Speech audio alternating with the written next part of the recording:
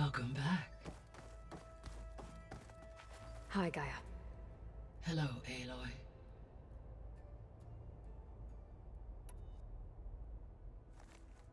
Okay, people. It's time to head out. I'll get everyone together.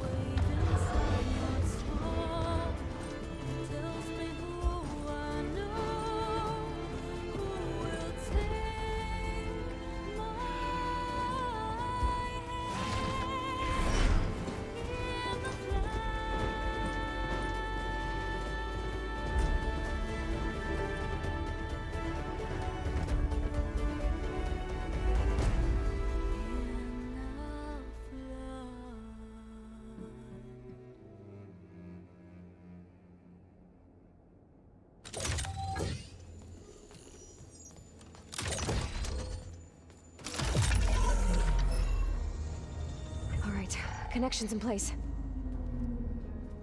Booting up. Beta, Aloy. I am fully installed on this core and ready to connect to the Cauldron network. It's good to hear your voice.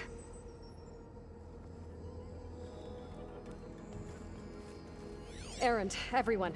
Fire your pulses and sound off. I'm at my cauldron. This thingy, it's blinking. Did I do it right? In position at my cauldron. My pulse generator is blinking also. That means they're working. I'm in position and mine is too.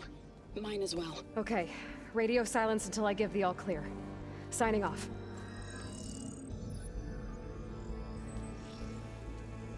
Gaia, let's cage the beast. Connecting to the Cauldron network now. Elizabeth Sobek, Alpha Prime, activating Omega clearance.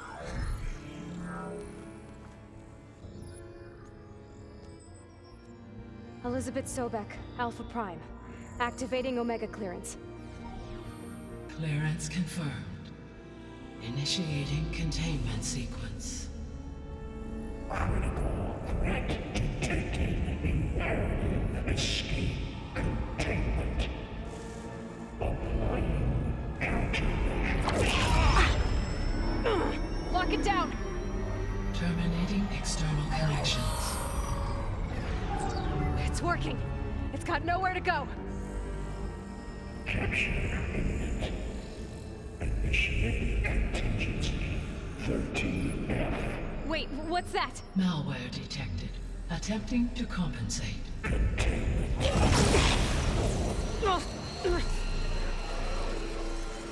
It's cracked. Look!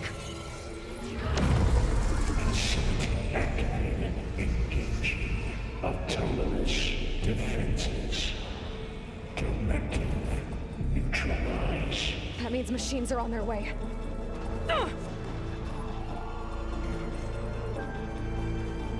Get ready! Here they come! Varl, stay here. Protect Beta. Got it! Be careful!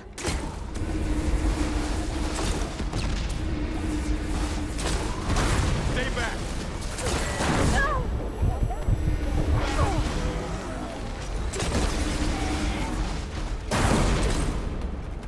Get back! We got this!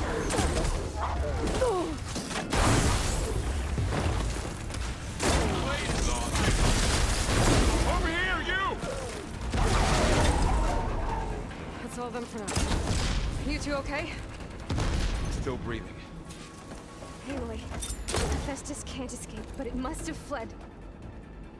Deeper into the facility. I'll drive it back here. I'll get the cracked core fixed in the meantime. Keep her safe, Varl. On my life.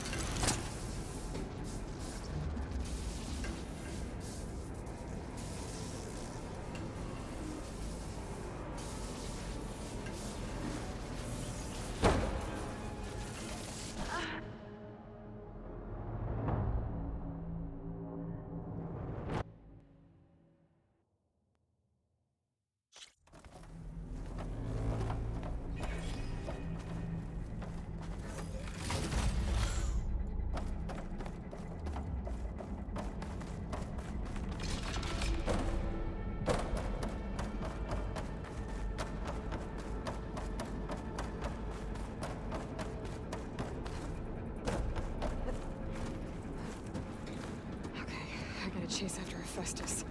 Force it out of wherever it's hiding. Make it retreat to the core. Deactivate connection node. No, you don't, Hephaestus! I'll find another way over.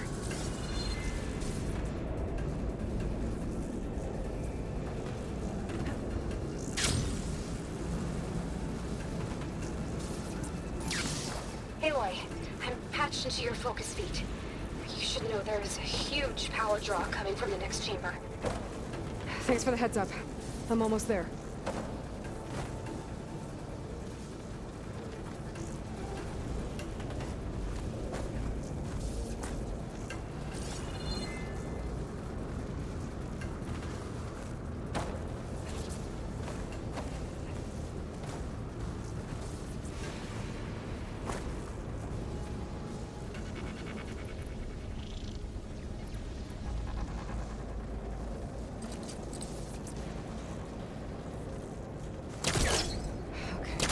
How to get up there.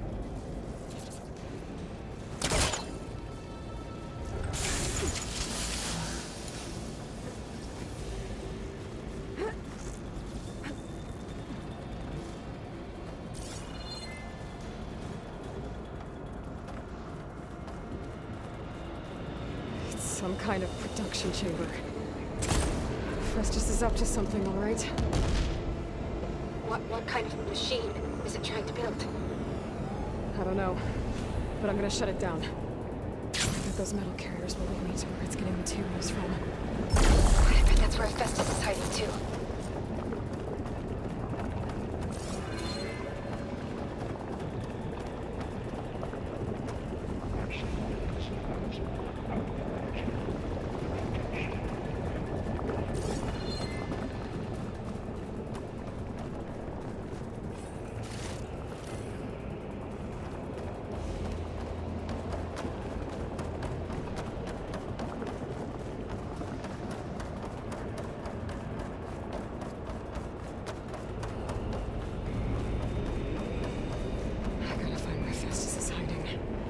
Looks like there are a couple of ways I can go. Machines are making a beeline for another chamber. I better follow them. Aloy, I've managed to rewire most of the components in the core, but the energy processor's cracked. Without a way to fabricate another, there's no way I can fix it. Okay, let me think. What if you bypass the processor? Connect it to The power node. I think that would work. I think it could.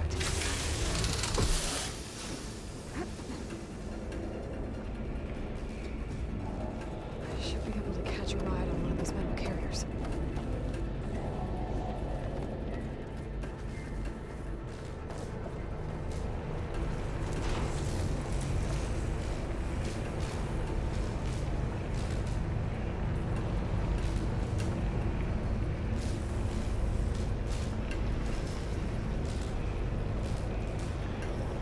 Just a little longer. Okay. How to drive Hephaestus out of here. There should be a node you can override near the central platform. Thanks. I should deal with these machines first.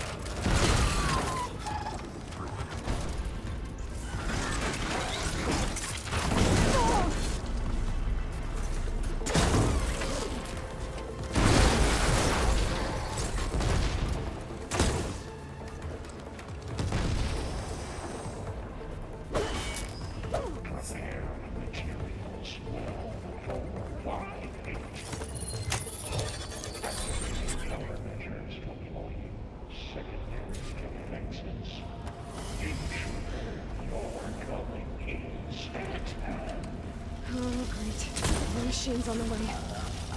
Beta! Hephaestus has locked me out of the node. Any ideas? I'll see what I can do.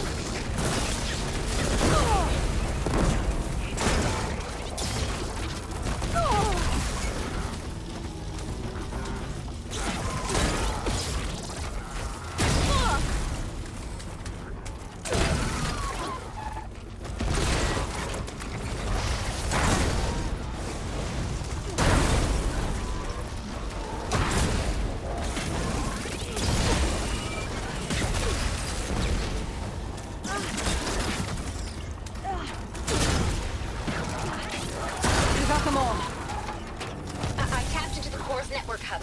I managed to disrupt Hephaestus' control of the node. You should be able to override it now. Nice. Thanks.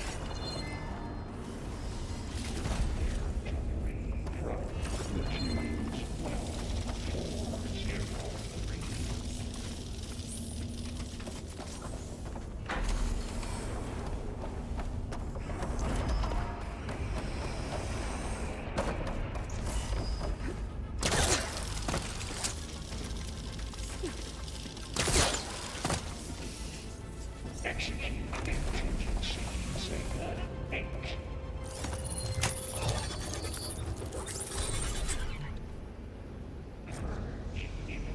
Ritual materials. Caster Lot 1. It sounds like it fled to another chamber. Well, I better not get comfortable.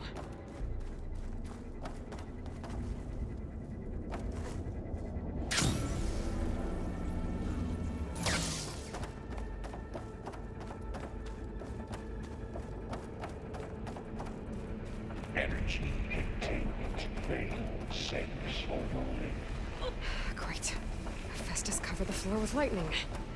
I gotta find a way over it. Aloy! More machines keep coming! Please tell me you're getting close! I'm working on it. I've been smashing through a lot of machines on my side, too. I guess Aaron's missing out! Anyway, I'm making progress on the bypass, but I need something to hold the cycling module together. Maybe a ligament from one of the machine carcasses? Right? Or some luminous braiding. And you could reinforce it with a conversion cylinder. For increased connectivity. I think we can do this, Aloy. To catch a ride on the rail. Go over the shield.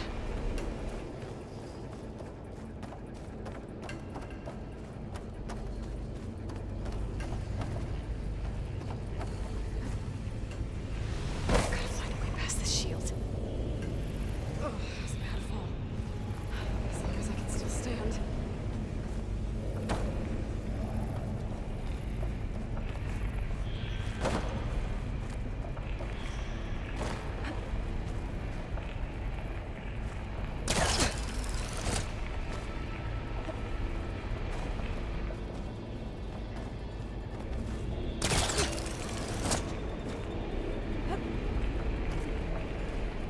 Maybe there's a way over the shield.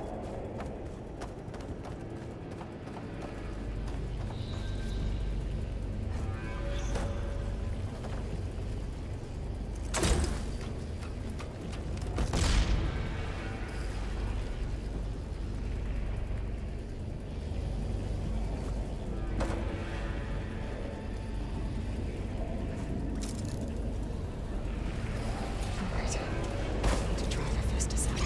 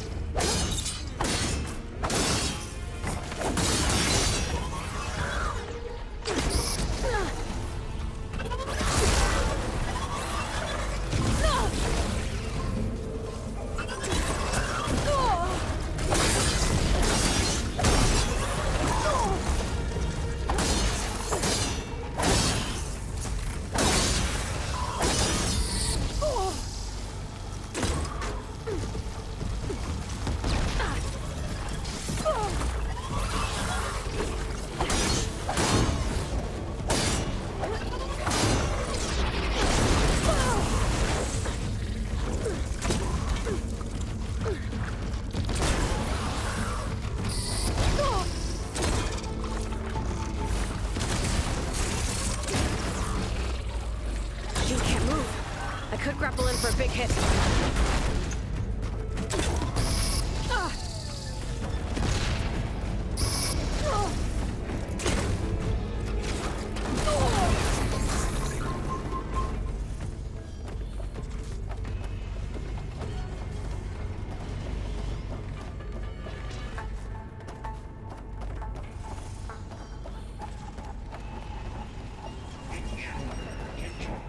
Activating countermeasures. X to give us autonomous defenses. Oh, here we go again. Oh, that doesn't sound good. I'll try to get your access back.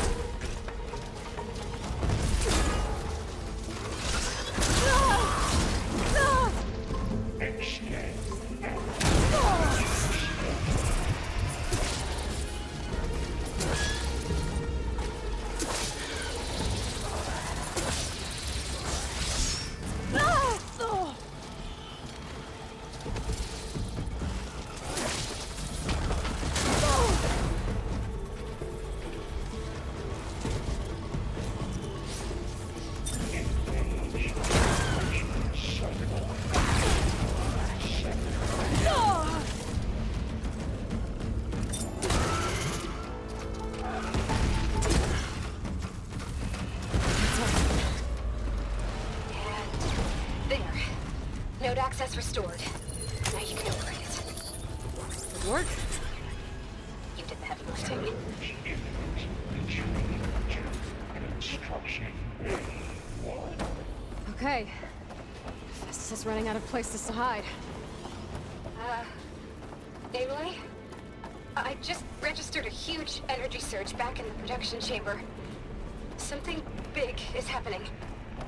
Here too. Everything's glowing. Machine Festus was building.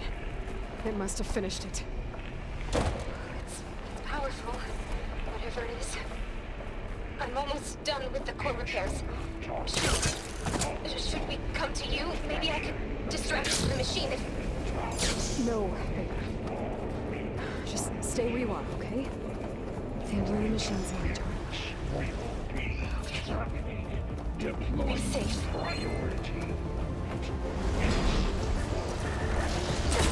Scan it first. Things on its legs and floats.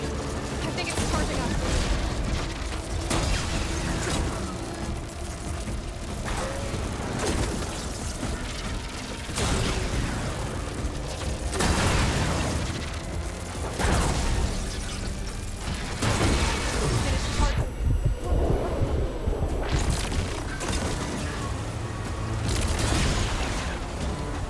It's done. You did it! There should be one more node to override. Good. Stand by. I'm sending Hephaestus back to you.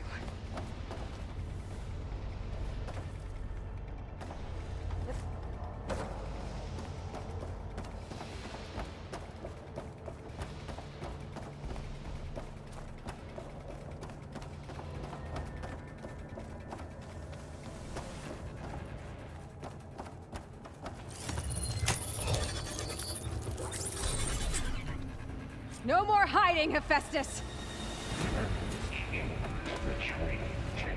Facility core. Got it! Hephaestus is back in the core! Make sure it stays there. I'm heading back. And then we can start the merge. Because of you, Beta.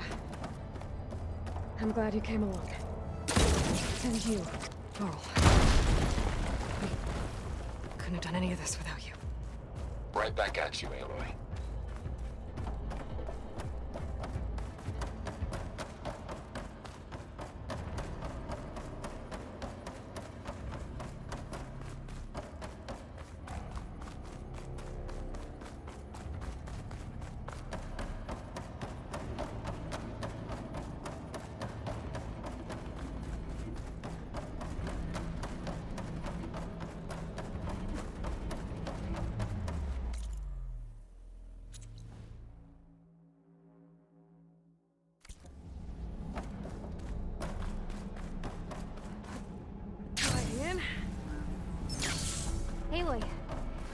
The pipe... The core is stable. Festus is 100% contained. And we better get started with the merge. It's all set up. Gaia, establish the link, please. Done.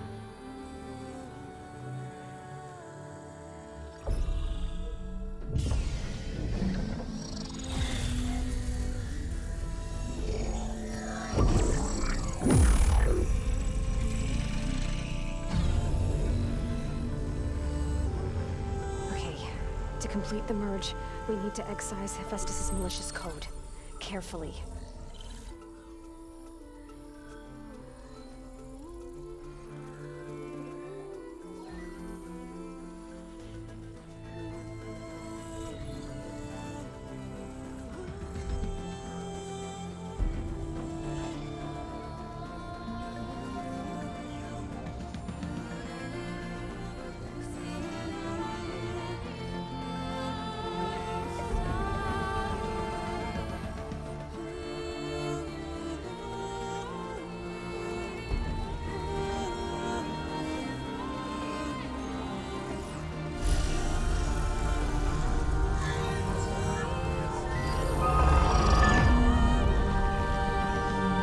Aloy! Look!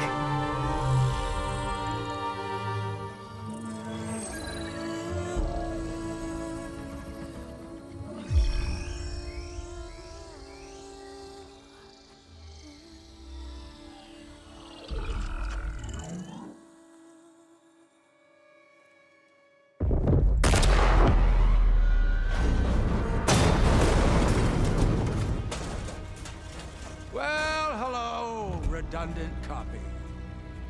You cost us quite a lot of time.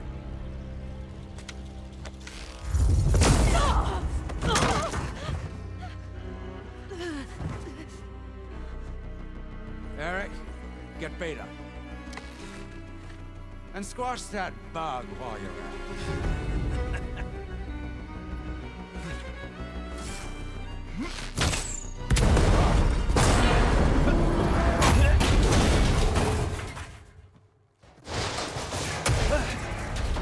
Ooh! Get behind me.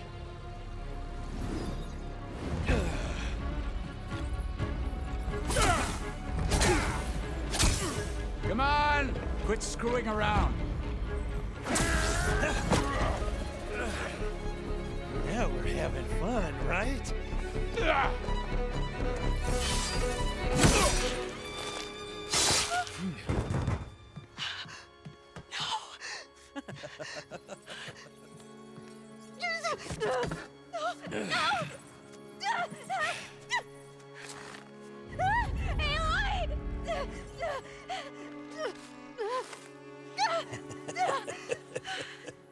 Finally. Tilda, get Gaia and Hephaestus ready for transport. Tilda! I failed. Hush. All is not lost. Tilda! What the hell are you doing? Stop her! I can't even see her!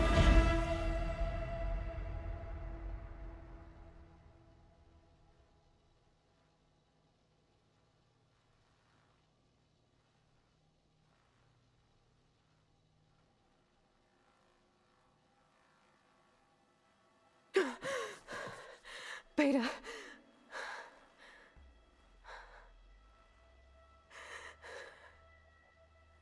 Varl.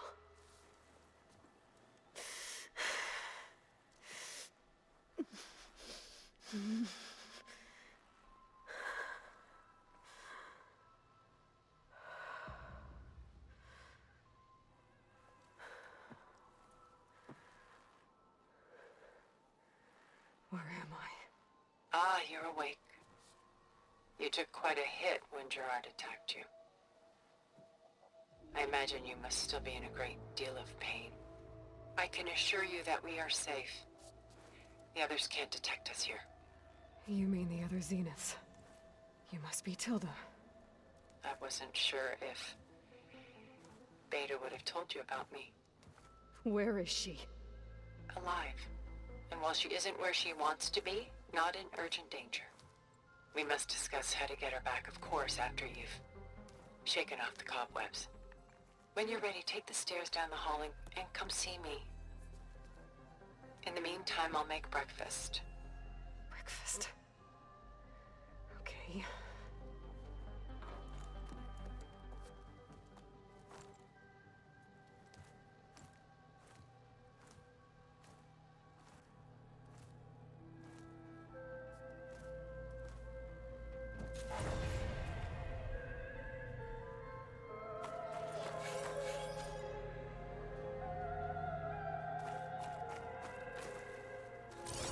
Why did Tilda bring me here?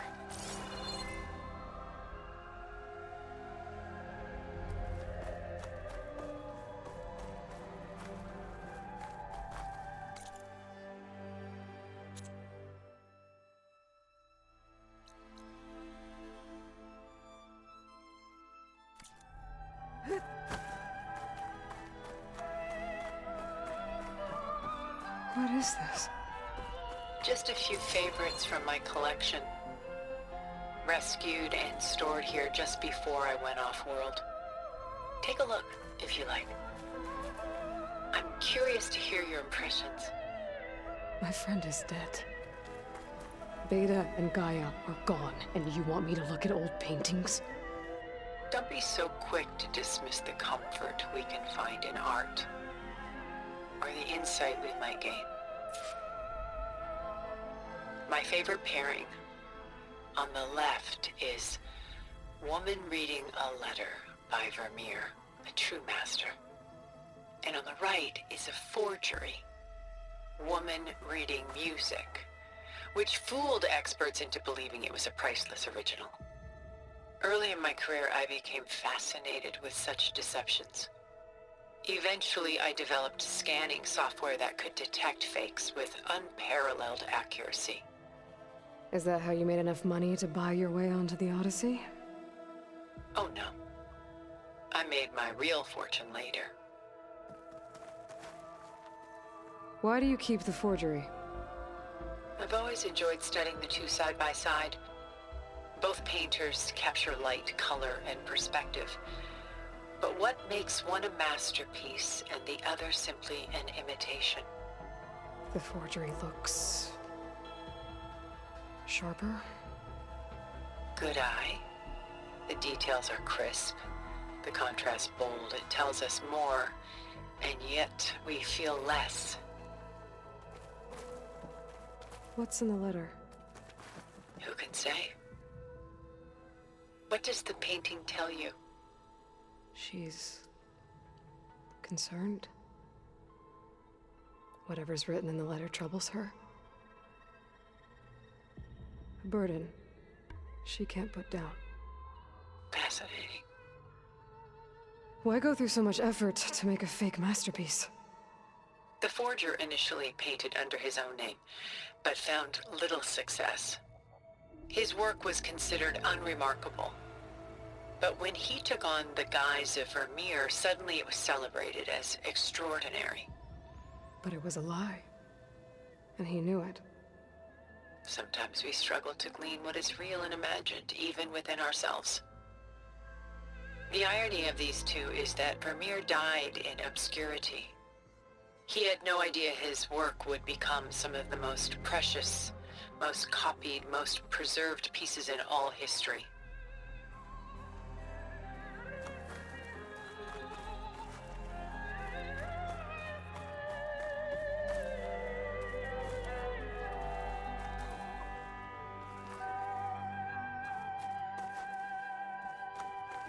Selene and Endymion.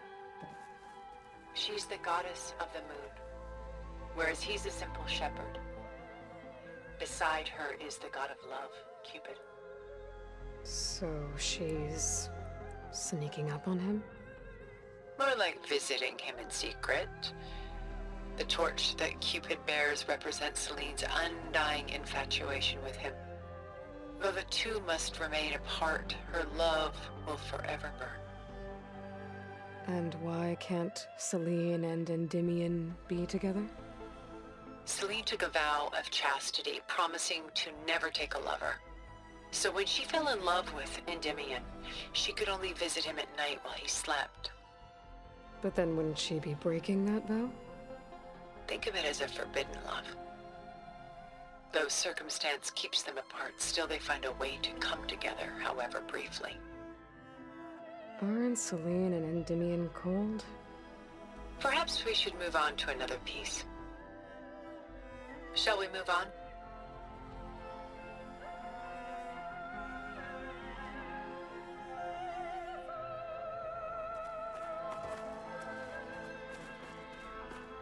This is Rembrandt painting Jeremiah, a man in mourning.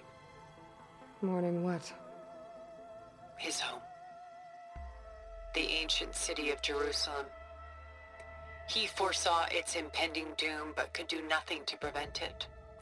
So instead, he saved its treasures from destruction, just as I saved these works. You could say we're kindred spirits.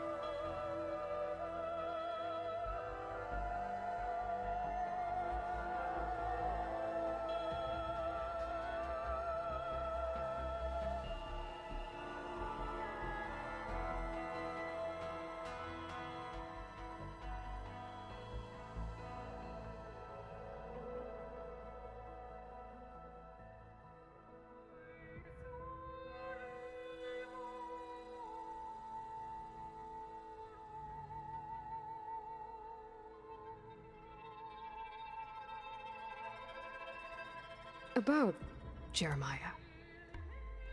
If he knew his home would be destroyed, why didn't he save the people? Why save those relics? He tried, but no one would listen to his warning, so he saved what he could. But how did he know? He was a prophet.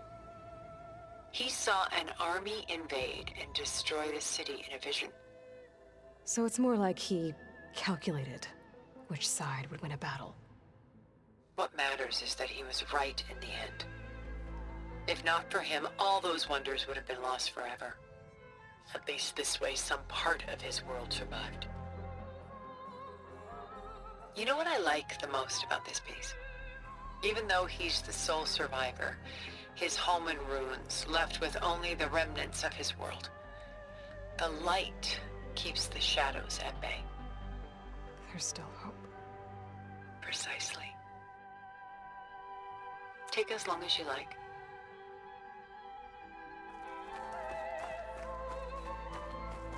A portrait of the painter, Rembrandt's son Titus, depicted in the habit of a monk. I don't get it. Why would someone like you, with infinite resources, care about this painting of a boy in a hood? It's not the image itself, but the feeling it conveys. The face is bright and defined, but his eyes are downcast, heavy with misfortune. And the background seems to swallow all light. The painting is infused with a sense of loss. I guess I understand how the painter feels. Works of art such as these can often cause us to look inwards at our own lives. I'm sorry about your friend. Had I been able to intervene, I would have.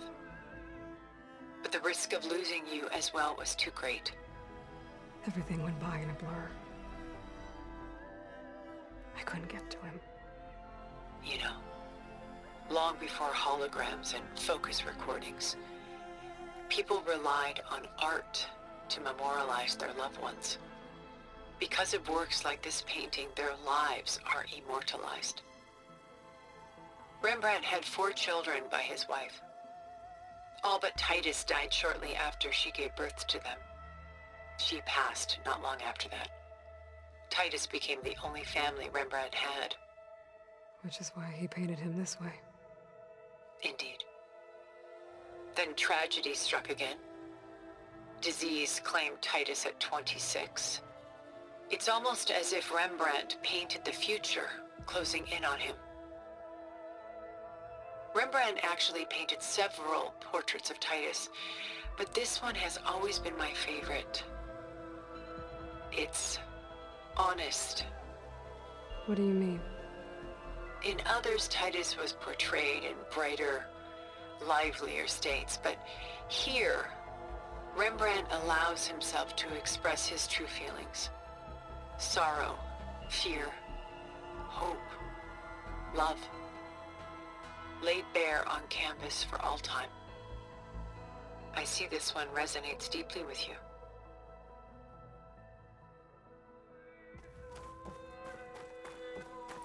Rembrandt's The Night Watch, by far the most famous painting my homeland ever produced. It was commissioned to honor a militia made up of influential citizens. I guess you must have been an influential citizen. In my day. But not as influential as you've been in this new world.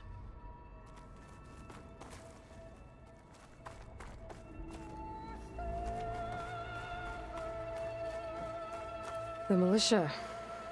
They look disorganized. Where others painted such scenes in a stiff and stationary manner, Rembrandt chose to show them in action, preparing to march. He wanted them to feel alive. You can almost hear the commotion. Who's the girl in the painting? She's a strange one, isn't she? Bathed in light, though no one is paying attention to her. Many believe she's a symbol of the militia. A physical manifestation of their spirit, if you will. But she's not real? What's real in a painting? She's meant to represent the militia's virtue and victory. But I like to think they underestimate her. She looks as if she's seen something. What does she know? What secrets does she keep? There's so much detail to take in, isn't there?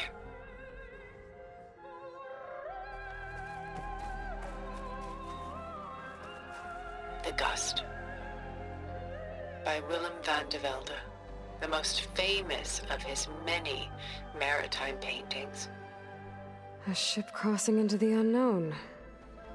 I guess you're familiar with that. Indeed, which is why I appreciate this composition in particular. Though waves and wind threaten to destroy the ship, it perseveres, clinging to the light even as darkness closes in all around it.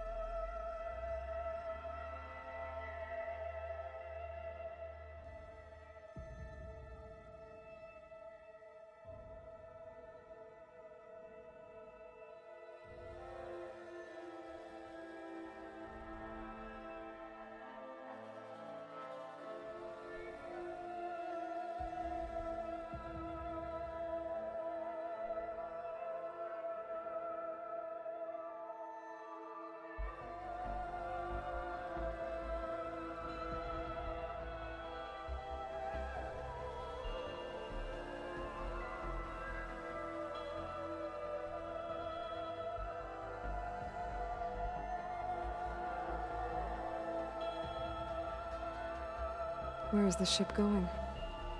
To a faraway land, most likely. My ancestors used ships like these to explore the world, sometimes at great cost. What were they looking for? Anything of value. They were traders willing to face unknown dangers to make their fortunes. But no matter how far they went, they always turned their sails home.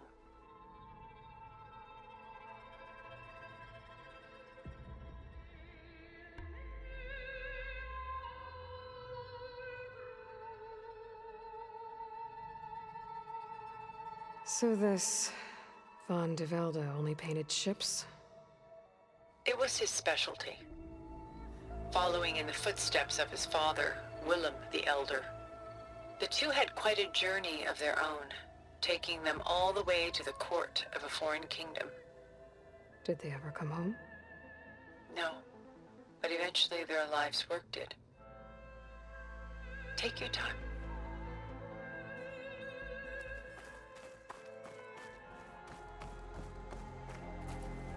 Stunning, isn't it? Paintings were the only masterpieces of my people's golden age. This is Von Vianen's leaded ewer, molded from a single sheet of silver.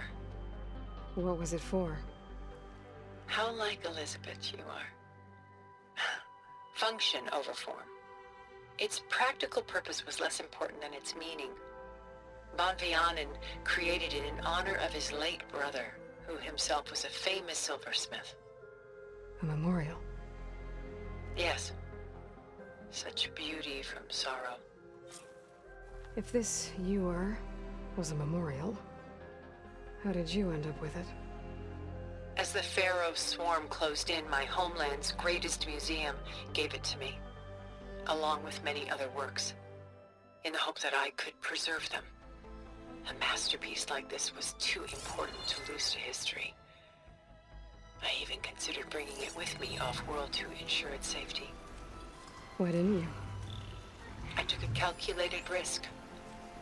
This vault seemed more secure than the unknowns of space. Besides, I thought someday I might return. A long life, after all, has its advantages. Now, lo and behold, here I am.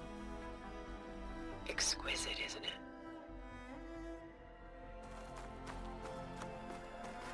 A lot of weight on his shoulders. I know the feeling. I should move on.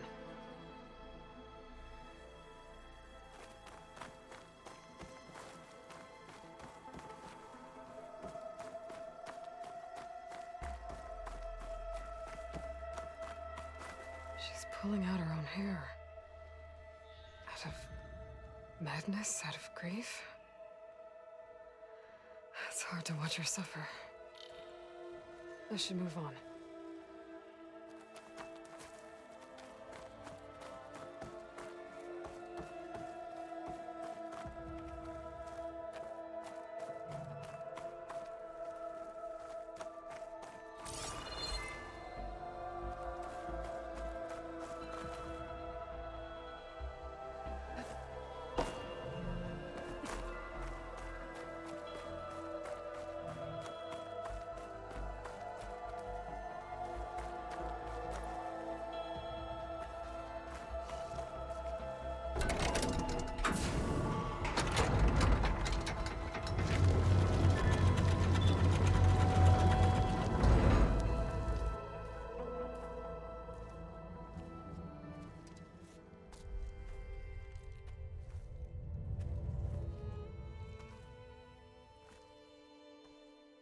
There you are. Feeling better? How did you find us? At the Cauldron? And what did you do to everyone right before I passed out? All business, I see. Well, suffice it to say we were keeping a very close eye on Hephaestus, knowing we would need it at some point. Your ruse didn't fool us, and as for my little trick, it was an overload of the senses, accompanied by an energy discharge. Gerard and Eric were only momentarily disoriented due to their shields, but it rendered you unconscious while I got you out. Perhaps some breakfast might steady you a bit?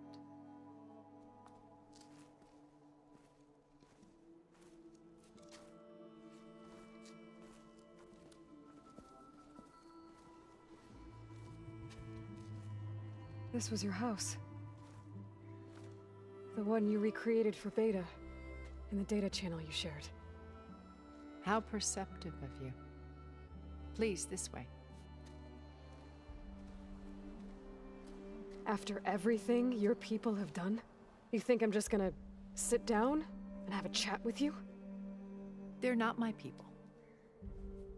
They never were, and especially not now. You shot off into space with them. And lived with them for 1,000 years before coming back. So what made you suddenly turn on them? Quite simply, this. My old focus. You repaired it? But that means you've seen... Incredible things. What you've accomplished in 2 decades of life.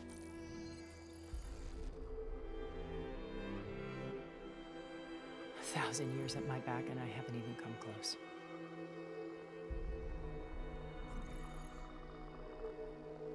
I'm sorry if I invaded your privacy, but I had to.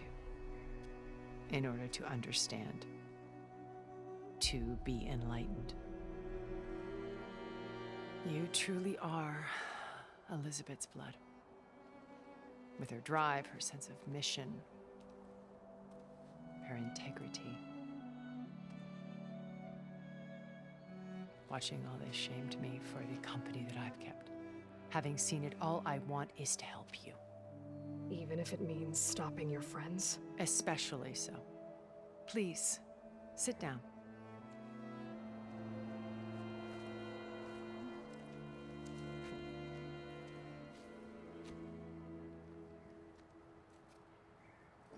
There. That's better. Now, we must recover Beta and Gaia at all costs. By now, you must know that Gerard intends to use Gaia to reboot the Earth's biosphere. Remaking this world to specifications that would only suit us immortals. This process will kill every living thing on the planet. He calls it a clean install. Not if I stop him first. Not if we do. And once he and the others are gone, we can work together to fulfill Elizabeth's dream. I'm sure Beta told you that there's a build of the Apollo database on board our ship. A complete collection of human knowledge. With that and Gaia, we could do everything Elizabeth wanted. Heal the biosphere, educate the people of this world, uplift them. Create the world she imagined. Let's not get ahead of ourselves. From what I've seen, your friends are invincible. I do wish you would stop calling them my friends. And they're not invincible. In fact, a friend of yours has found a way to defeat them. Silence. Oh, he's been a busy bee, building an army powerful enough to crash through Gerard's precious base. Regala and her rebels. Even now, she's preparing a final march on the Tenakth capital.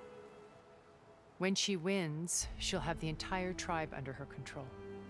Hundreds of warriors and machines to throw at the base. She's been duped. They'll all perish, of course. But it should be enough to break Gerard's defenses and allow Silence to kill him. Along with all the others. Using the new weapon he's developed. Yes, he's found a way to circumvent our shields. Truly an exceptional man. He's planned for everything. Except you and me.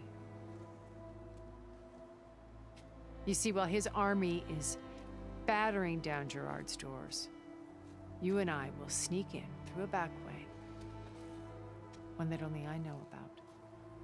While Silence and my friends are busy battling each other, we'll take back Beta and Gaia. I told you I want to help you. I mean it.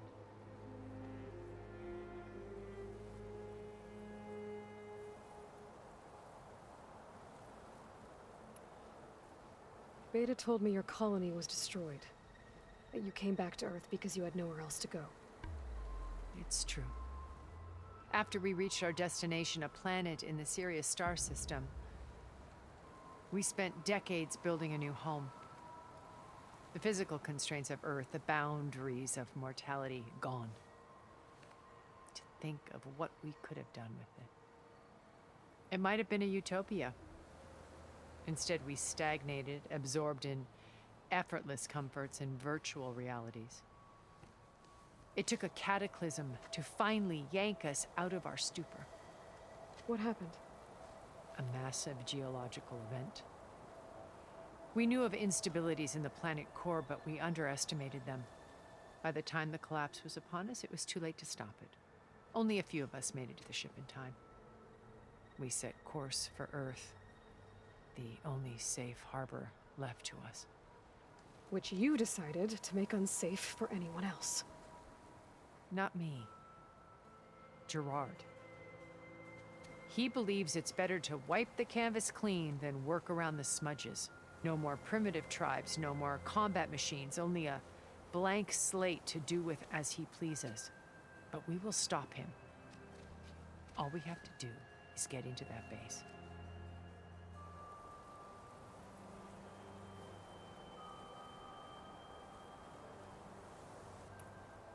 You said Beta is not in urgent danger, so what are the Zeniths doing to her? Putting her to work. Merging Hephaestus with Gaia. A difficult, time-consuming task, as I'm sure you know. They will compel her if need be. But her life is not in danger. She's the only one who can do it. Because you people made her to be nothing but a tool. Gerard's idea, not mine. They always viewed me with suspicion when I attempted any form of kindness towards her. That's why I created the Data Channel. A virtual place where we could speak in peace.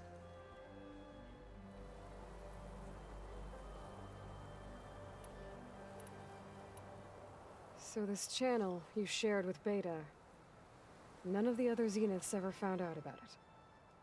Gerard believes he's the most cunning of all of us. Even after 1,000 years, he still can't imagine that I would outwit him. The channel allowed me to interact with Beta away from their mistrustful eyes. It offered us a chance to be ourselves. Until you cut off all contact. Yes, though it pained me. I was worried that our meetings would do her more harm than good. Well, she felt like you tossed her aside. I was afraid the others would find out and punish her. She may not have had the comforts of friendship anymore, but at least I ensured she was safe. I know it seems harsh, but you must believe that her well-being has always been paramount to me. Why did you make the Data Channel look like this place? I built this house as a shelter to weather any storm. A safe place. Not just for me, but for the art stored below. Cultural artifacts of incalculable value. Truly some of the greatest achievements of human civilization. And you wanted Beta to see them? Yes. Her upbringing was so cold and technical. I thought if she could experience Vermeer and Rembrandt, it would bring something else into her life. A heritage every bit as valuable as the scientific and technical data being drummed into her. I'm sorry I had to cut off contact, but I'll never regret sharing this house with her. She needed its shelter even more than I did.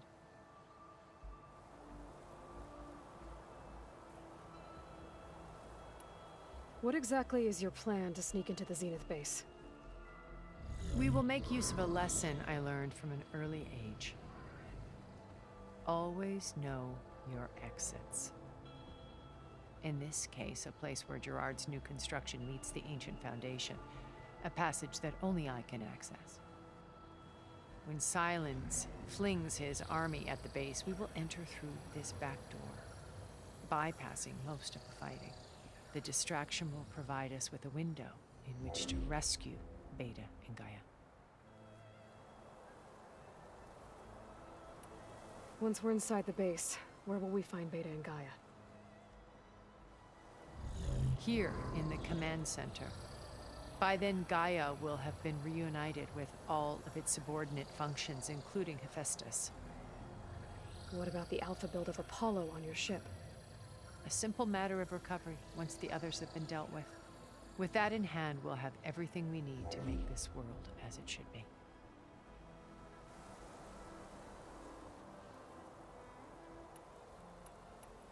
How do you know about Sylens' plan?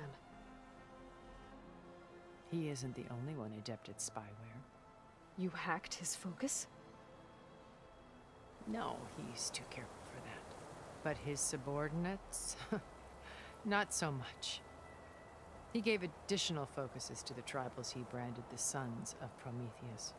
By tapping them, I learned about most of his dealings.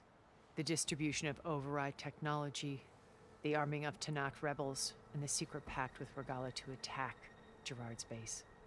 But how did he come up with a weapon that can take down your shields? That's the one thing I haven't been able to figure out, but however he did it, I'm quite certain it will work. With it and the Tanakh army, victory seems to be within his grasp. Such a shame he'll be disappointed.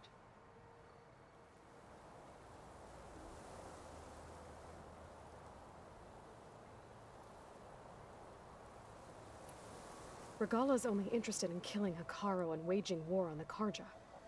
What does she have to gain by attacking Zeniths? It's the price she must pay for her war. Without the ability to override machines, her little rebellion would have languished in the desert. So she trades with the Sons of Prometheus. Machines to help her overthrow Hekarro. In exchange for an assault on the base. Pride has deluded her into thinking she can actually survive such a battle. And all without ever knowing who the Sons of Prometheus really answer to.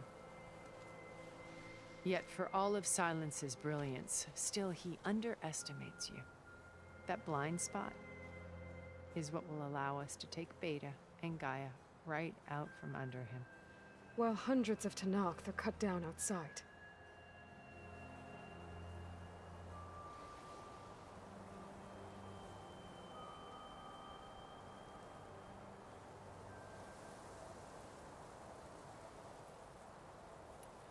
My old focus. How did you find it, let alone repair it? When we encountered you at the Hades Proving Lab, Gerard saw you as a redundancy. I knew better. You were a revelation. After your dramatic escape, bravo, by the way. Gerard and Eric assumed you were dead and gave up the hunt. I wasn't so sure. When the others were busy, I returned to the lab and searched for any trace of you. That's when I found this little treasure. Not easy to repair, but certainly worth the effort. As I watched your life unfold, you were like a splash of color on a worn canvas. What Liz was, and more. Did you show it to the others? Of course not. It was your actions that inspired me to defy them. It's worth noting that if I hadn't found it and watched its contents, I wouldn't have known to save you at the Cauldron. You'd be dead. So I should be grateful? If you like.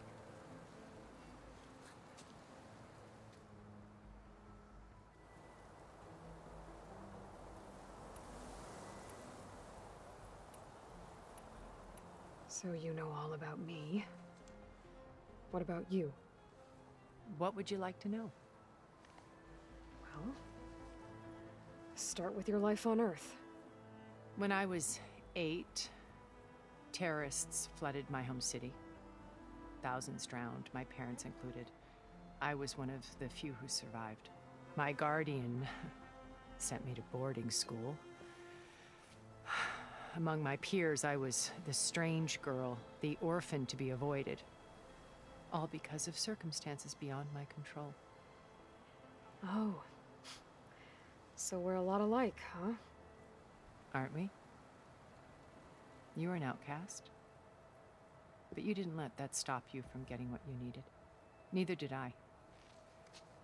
I climbed my way out of desolation and used my wits to build a fortune. First, from the technical analysis of art and the detection of forgeries. Profitable expertise in those days. But as it turned out, the software I developed was even more useful for counterintelligence. From there, it was only a short step to gathering extremely valuable intelligence on my own. You were a spy? More like a service one could turn to for information. I had to remain anonymous, of course, to protect my privacy. But despite that anonymity, Far Zenith inevitably sought me out.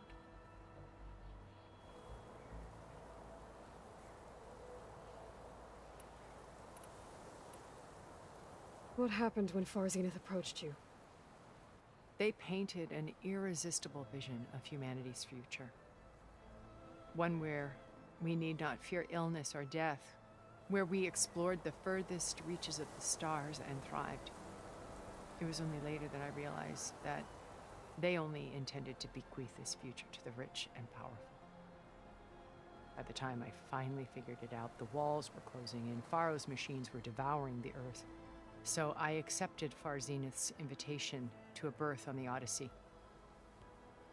I wanted Liz to come, but she had nobler plans, as you well know.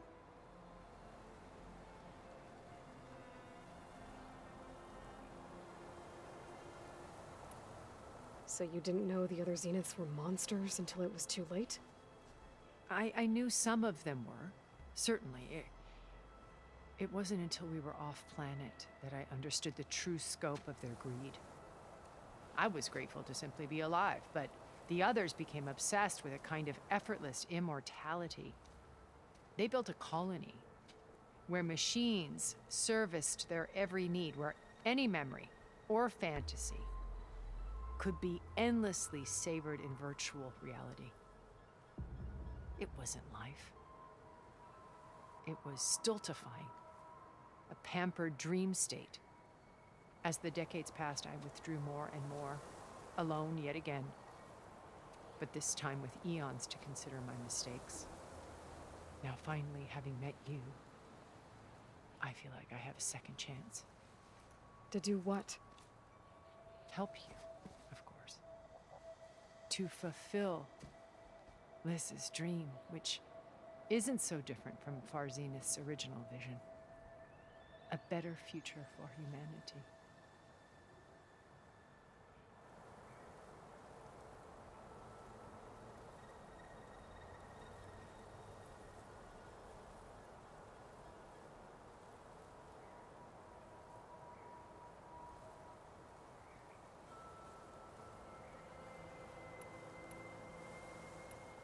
So you knew Elizabeth. What was she like? Liz was everything she was. I see in you. And more. Your ingenuity, your determination, your moral compass. You've managed to distill her greatest qualities and make them your own. I'm not asking about me. Tell me about Elizabeth. What was she really like? The honest answer is that I don't actually know. For all the time that I spent with her, she always kept a part of herself locked away. It was like that from the moment we met.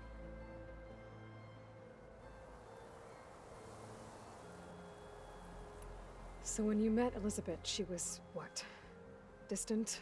Aloof? Not aloof. Not exactly.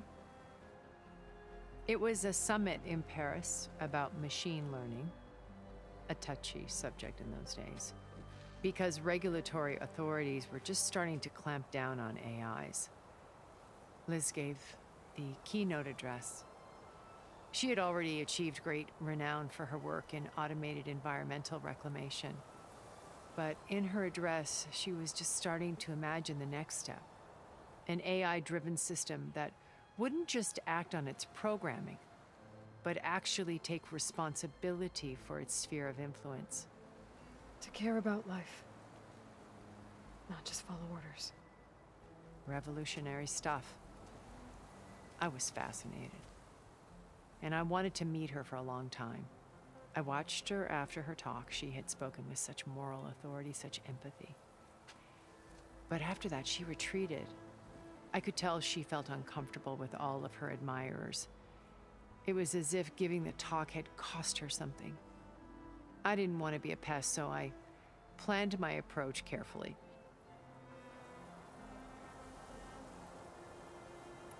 So how did you finally approach Elizabeth after her talk? I picked the right moment. The morning of the next day, right as she came back to the conference, she had just had her coffee. She was fresh, rested.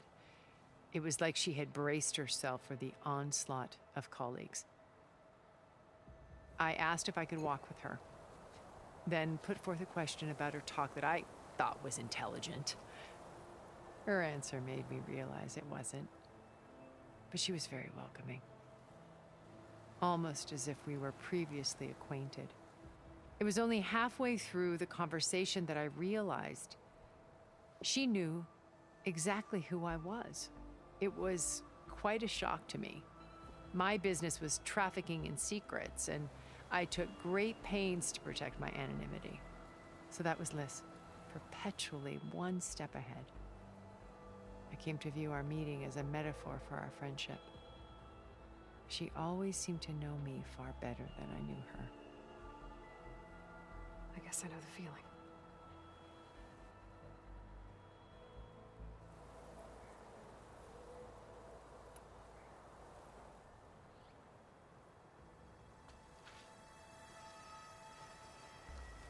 First Varl. Now Hekarro and the Tenakth. Your plan would wipe out an entire tribe. There has to be another way. We are in an admittedly desperate situation, but I assure you there isn't. Remember Zero Dawn. Elizabeth's sacrifice. Sometimes many have to die for a new world to grow. If it looks impossible, look deeper. Wait. The data channel. It still exists, doesn't it? I need you to open it. Let me talk to Beta. Impossible. We might be detected. It's worth the risk. There is another way, one where the Tenakth survive. But we won't. If the others... If you want to help, open it.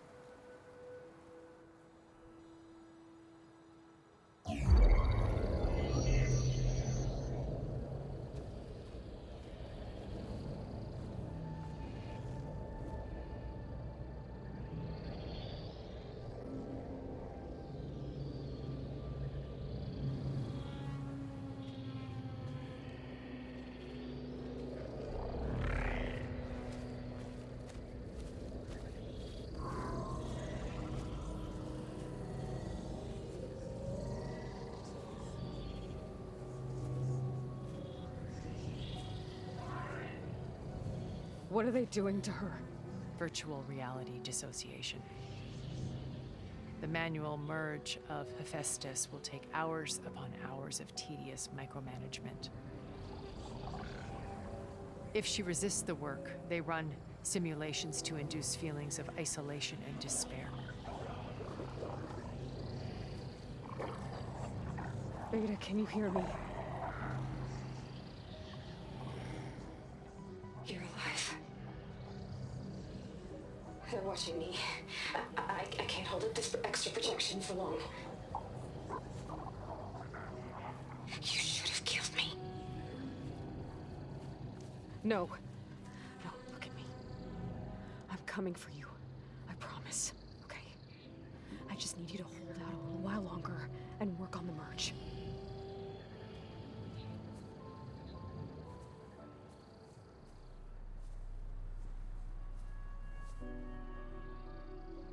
Then I think it can be done. I'll contact again when it's time. Can you hold on?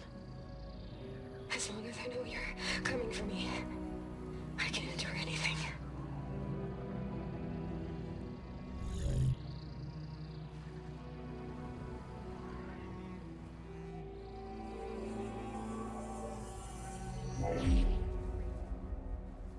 All right.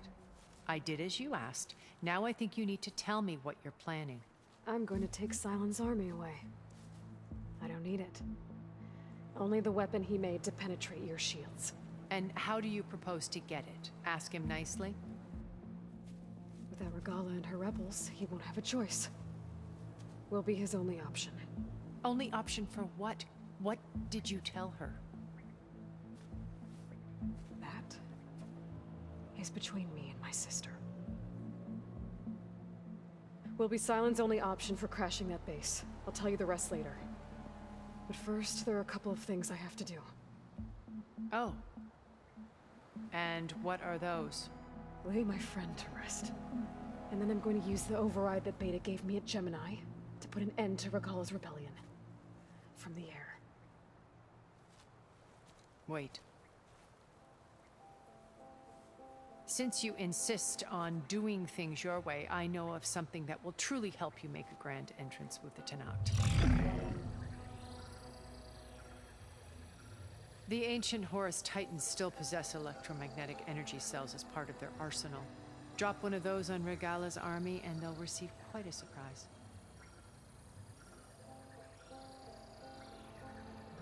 So go, do what you must. I'll come to your base if you manage to bring silence to the table. Not if. When.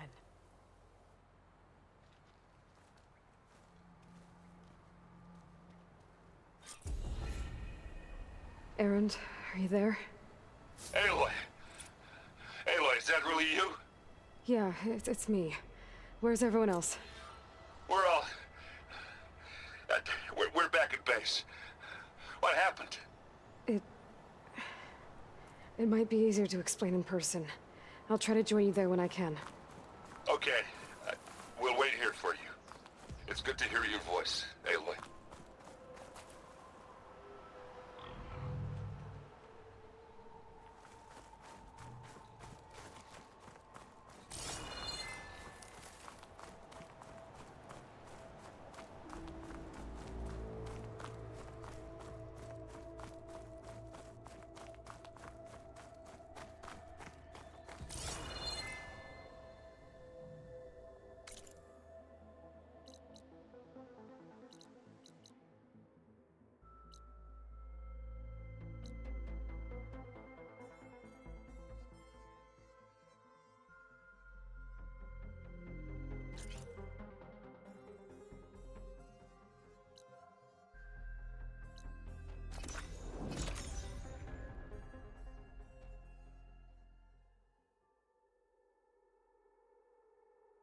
Just to let you know, I'm now patched into your focus network.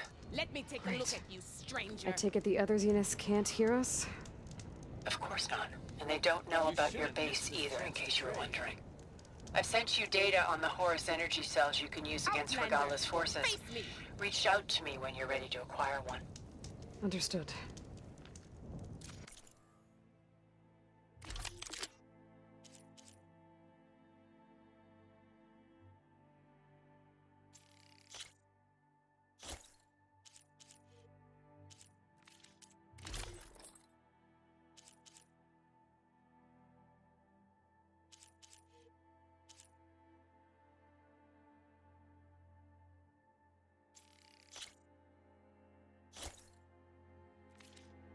You can make yourself stand out with that.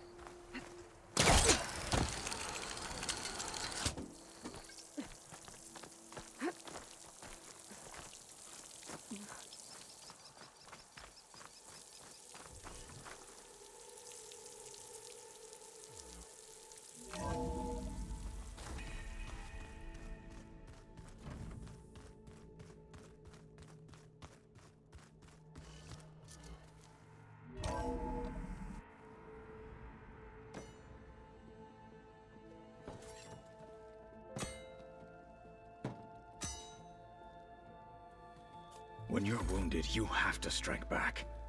Draw blood. Hey! Can't I get one damn minute to mourn my friend? Regalla is going to slaughter my tribe to overthrow Hikaru. The Zeniths have Beta and Gaia. We can't sit around wallowing in our losses. Kotallo's right. We must fight. Oh, all right. So what are we gonna do, huh? Take on all of Regalla's rebels? Not to mention the Zeniths. What can we even do? Throw ourselves at their base? Something like that.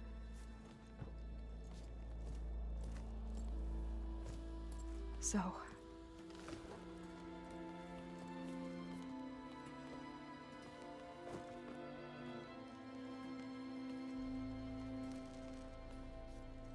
After we lost contact with you, we regrouped and went to Gemini. What happened? The recording we found on Varl's focus cut off when that Zenith Eric... The Zeniths were tracking Hephaestus.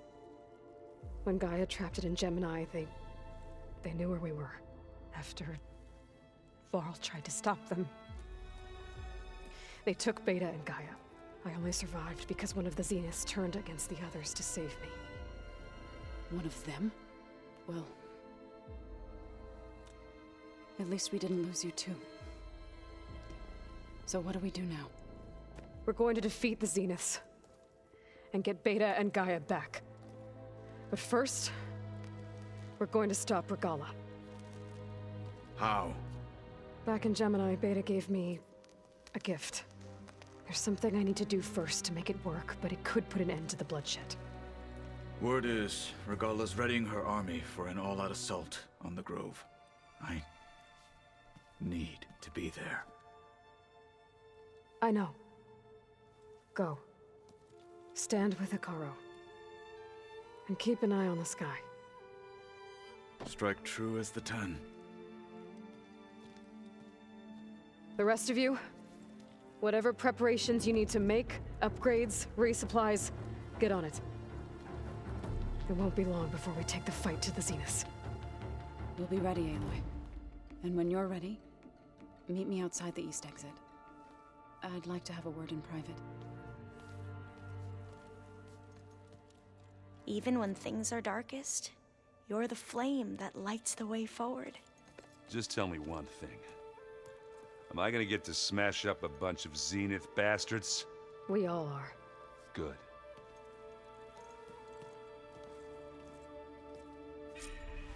Before I do anything else, I should check on Zoe. It sounded important.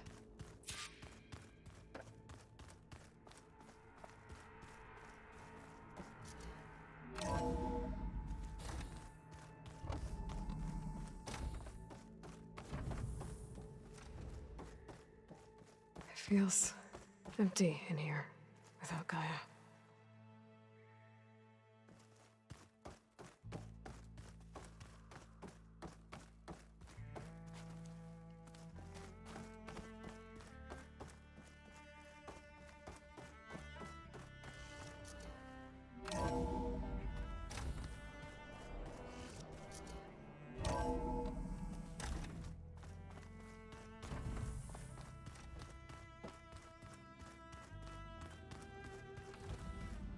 Looks like Gaia was able to unlock that door.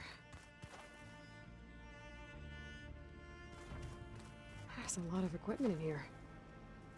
I wonder what it was all for. According to this console, there are still thousands of plant samples stored deep below the facility. Maybe one day we can access them. After we get Gaia and Hephaestus back.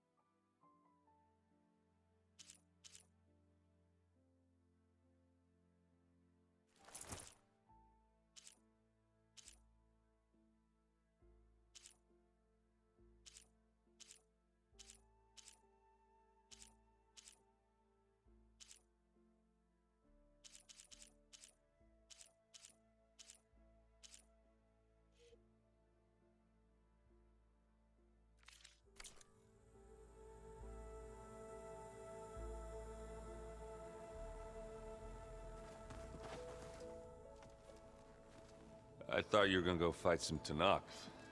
I wanted to check in with you first. Yeah, don't worry about me. I'm just, picking up the pieces like everyone else. I'll be there when you need me. I never doubted that. Oh. Good. I'm glad you're back. So am I.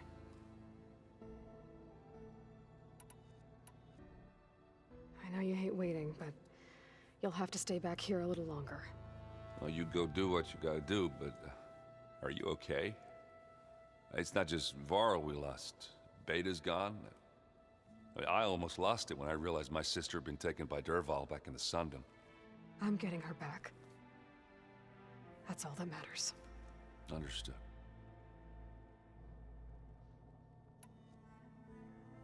Do you think Zoe will be okay? I don't think anyone's ever okay after losing the one they love. I can't tell you she's handling it better than I ever did. That keeps the rest of us level-headed.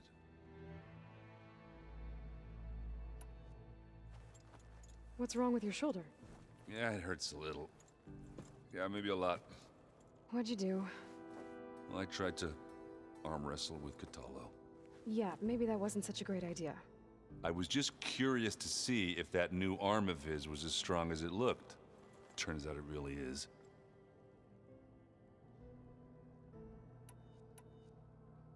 I need to get going. You better get there before Kotallo tries to take on Regalla's entire army by himself. Yeah, do me a favor. Don't go disappearing on us again. I'll do my best.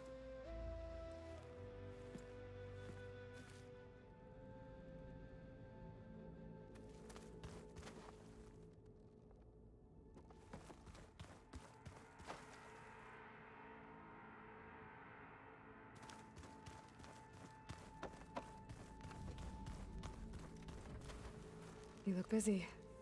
My studies are a good distraction. Especially after Cauldron Gemini. Varl, Beta, Gaia, gone. And that's just the beginning. The Zeniths want to rob us of our future too. We won't let that happen.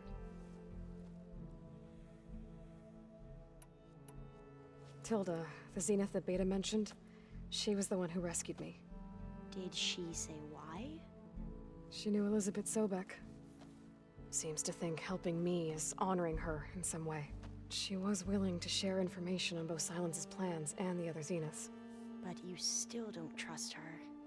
Where I come from, the more valuable the knowledge shared, the higher the price extracted. I'd be careful if I were you, Aloy.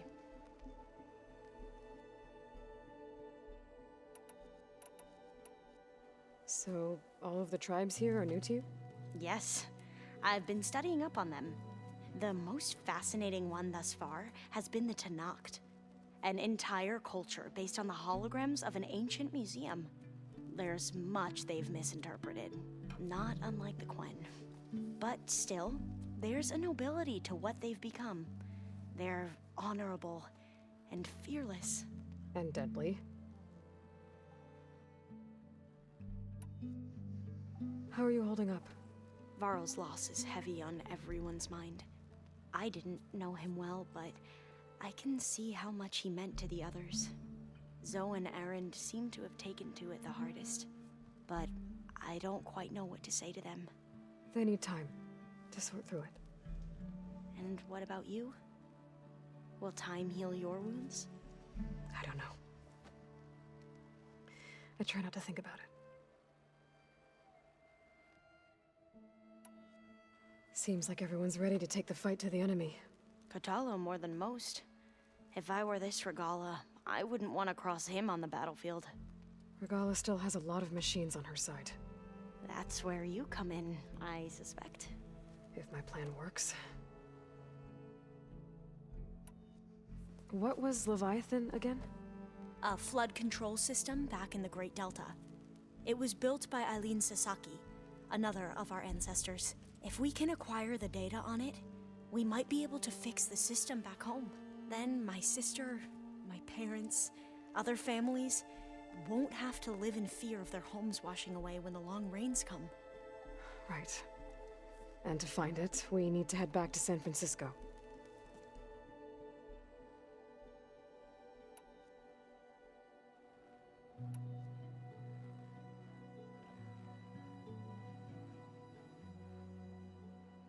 You said the expedition across the sea was more dangerous than you thought it would be.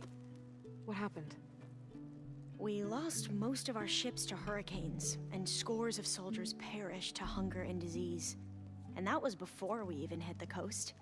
Once we landed, machines ripped our patrols apart, and we struggled to replenish our rations. There were bright spots, to be sure. We found Thebes and the greenhouse, but nothing improved the CEO's mood as his dreams of saving the tribe were slowly dashed. He became more and more obsessed with Thebes and what lay behind its door, and more convinced that the title of CEO was no mere honorific. You heard him, spouting nonsense about Pharaoh's essence and some kind of becoming. We knew these weren't the words of a sane man, but he was quick to put any who spoke out in front of a firing squad. What a great guy. The Quen are wrong about many things when it comes to the legacy. I can see that now. But what the CEO became was a complete perversion of what Principal Diviners stand for. The pursuit of truth. I'm sorry you had to endure his madness. I'm just glad it's over. For everyone.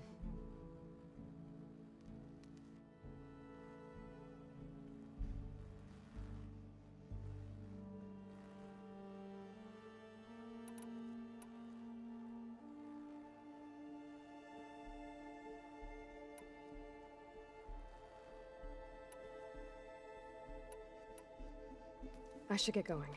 Be ready to go on my signal, okay? I won't let you down. I know. And I haven't forgotten about the data on Leviathan. I'll let you know when I make it back to landfall. Thank you, Aloy.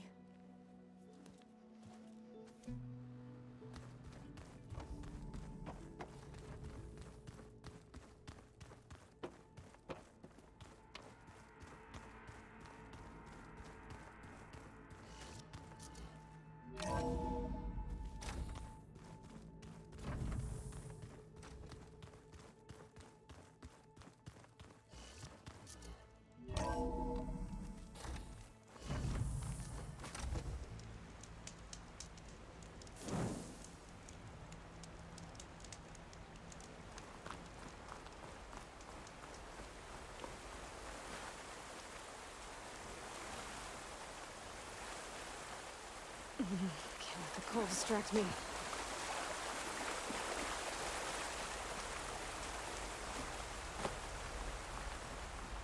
Over here, Aloy.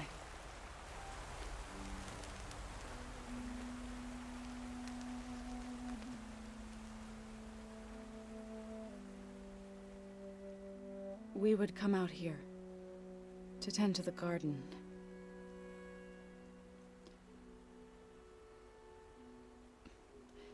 Sometimes I needed fresh air.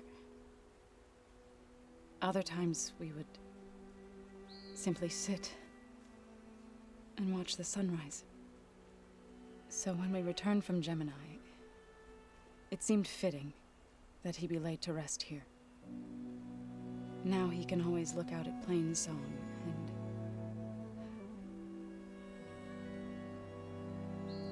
further east to the Nora Sacred Lands. He would have liked that. He often spoke of his sister, Bala. He said she used to gather her favorite golden blooms and tie them to her spear. Their mother called it useless, but Bala was stubborn. Yeah, she seemed like that. It wasn't easy. But I tracked down the flower. Gathered its seeds.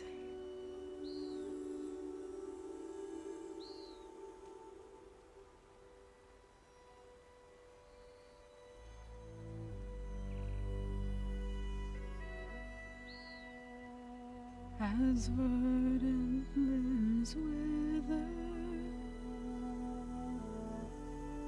roots rot in snow, still the sea rises, as certain as stone. From death follows new life. So it is with the land.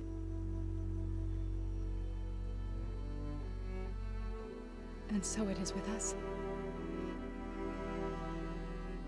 I'm with child, Aloy. I was going to tell him when he got back from Gemini.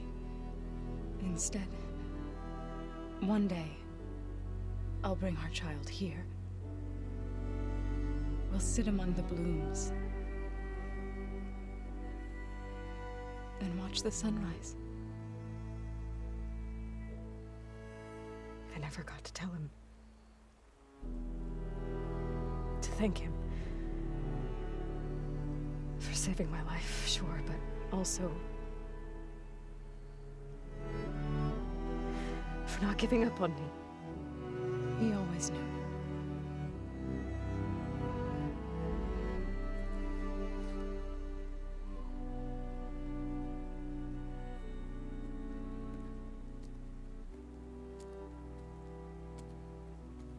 Goodbye, Varl. I promise to look after them.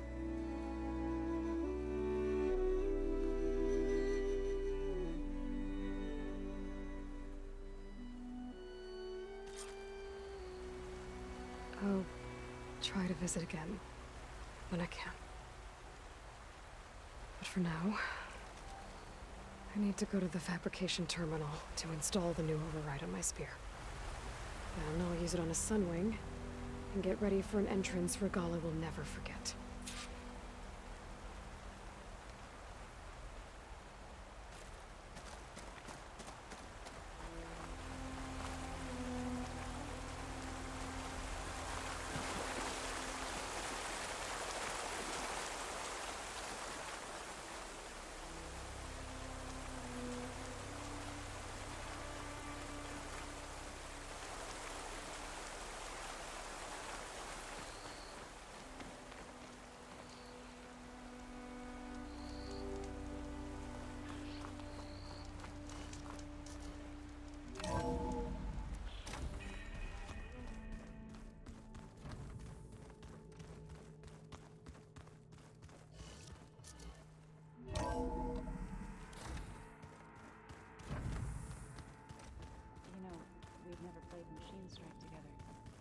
Oh no.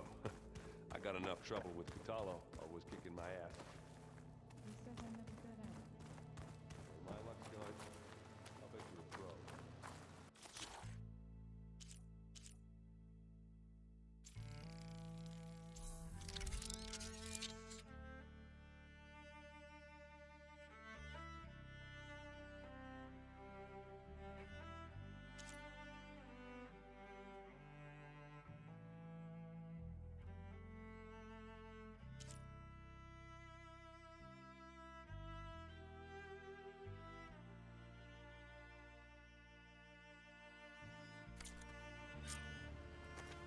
Override installed.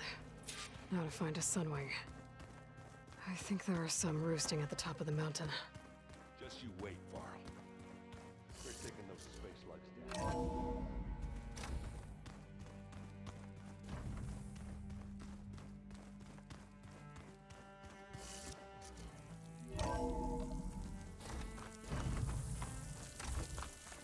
Okay, I need to find a Sunwing to override. Better head up the mountain.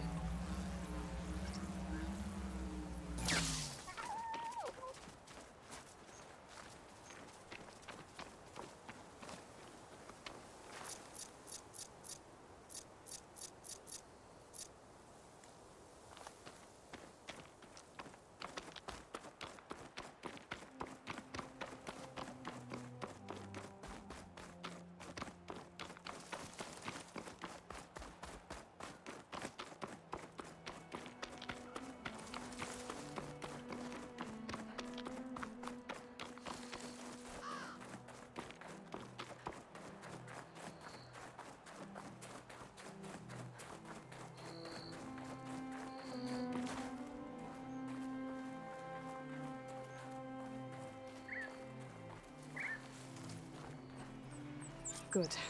There are Sunwings up here. I'll have to approach them quietly.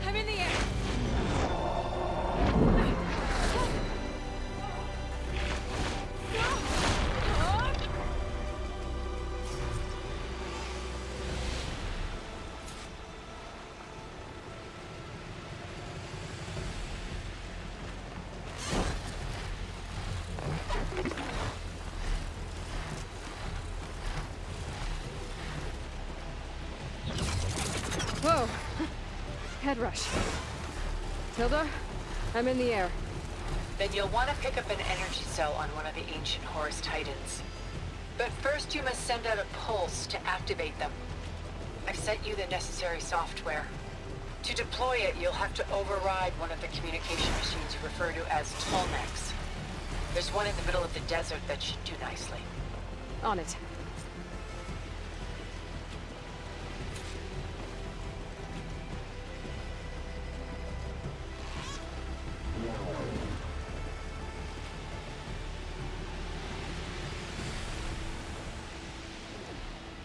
There's a Tallneck.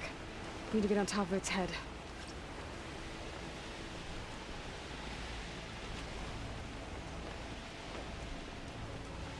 Now, how to land this thing.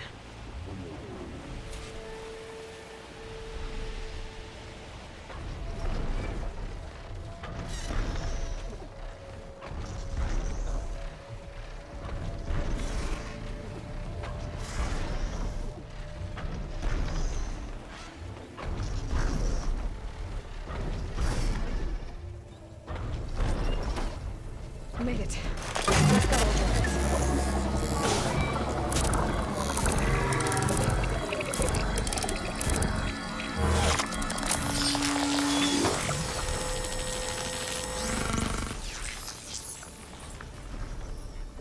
Okay, Tilda. I thought we're in the Tallneck.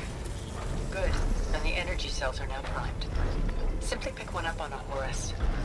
The nearest one should be northwest of your position. Dropping it on Regalla's machine should produce quite a spectacle. Thanks for the assist. I told you, I want to help.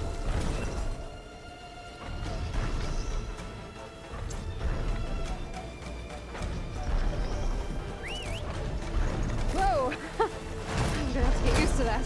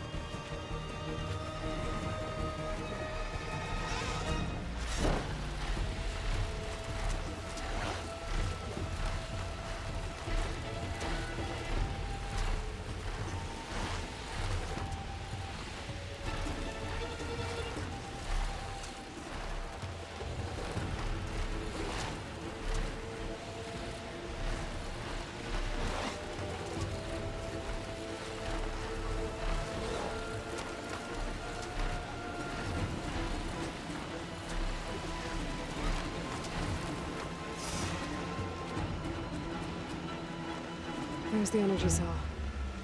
Right on the Titan's back.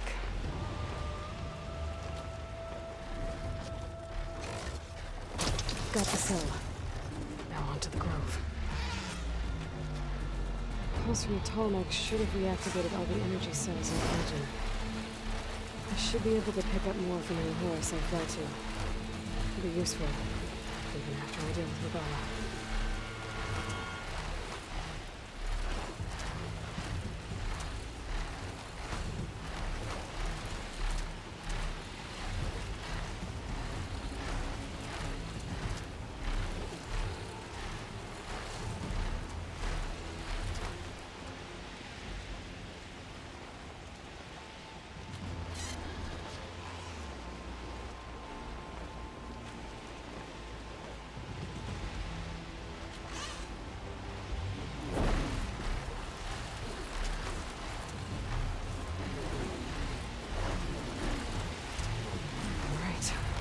Go.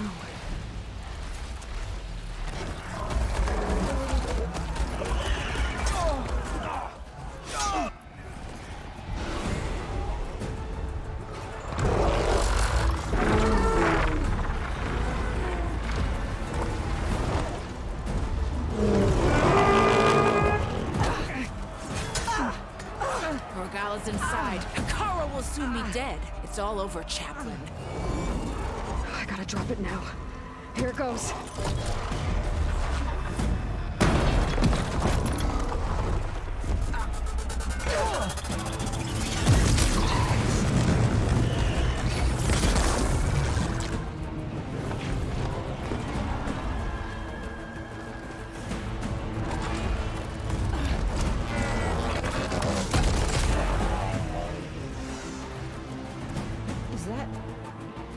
It's Aloy!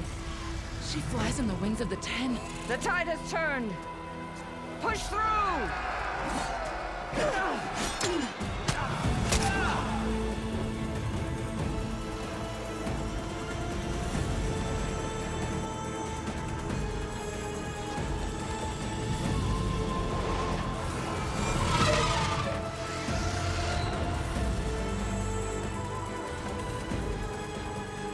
End of the line, Hakaru. Now on your knees, and I'll give you the death you didn't have the spine to give me. They're down! The machines! All of them! They're down! What? How's that possible? Regala!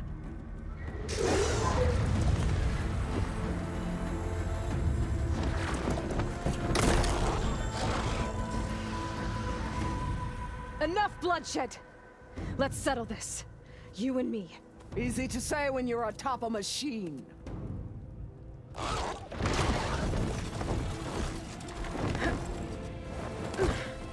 Well, that was just to get your attention. I don't need any help to take you down. Fine. I accept your challenge.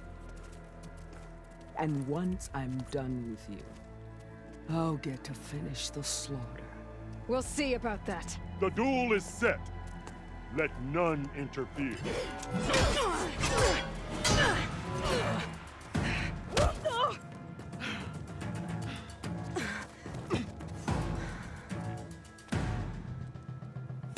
So you will leave no tails behind!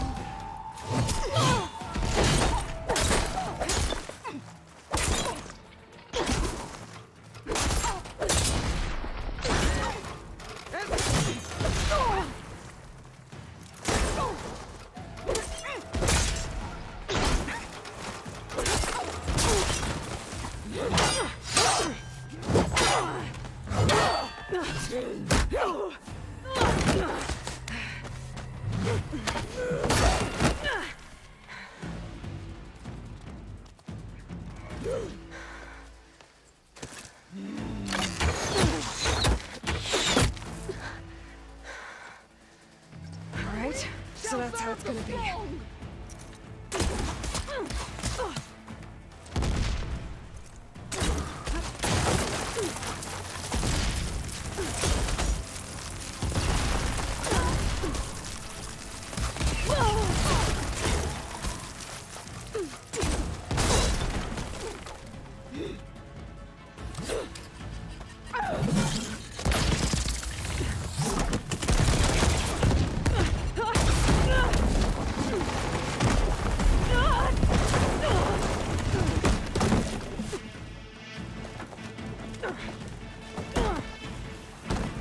This is where it ends!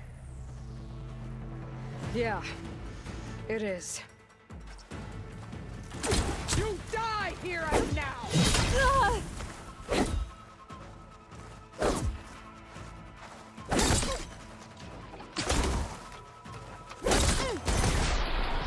Soon your blood!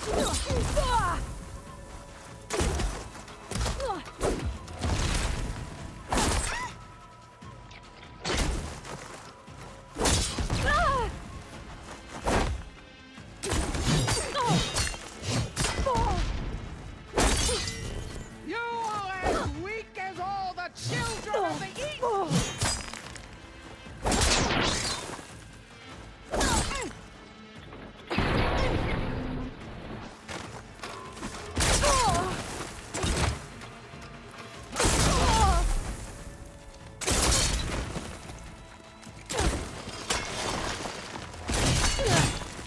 You can beat me like this!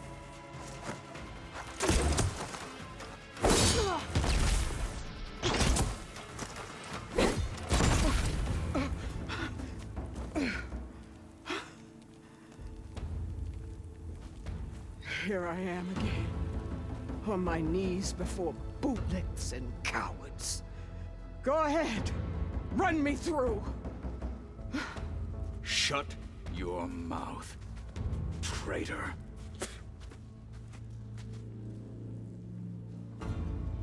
It was you who flew in on the wings of the Ten. You who challenged her by our rights, you must decide her fate. I spared her once.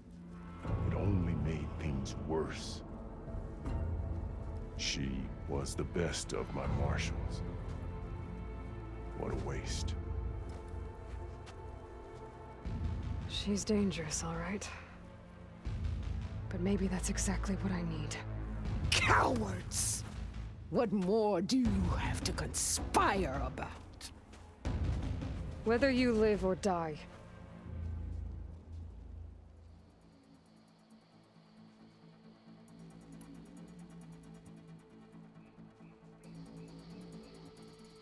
I'm not here to forgive you for your crimes. But there's another battle ahead. Against an enemy more powerful than anything you can imagine. And I need people. A squad. That's willing to do whatever it takes. I don't want your mercy. It's not mercy. The battle I'm talking about will be charging into a nightmare. A better death than this? Yes.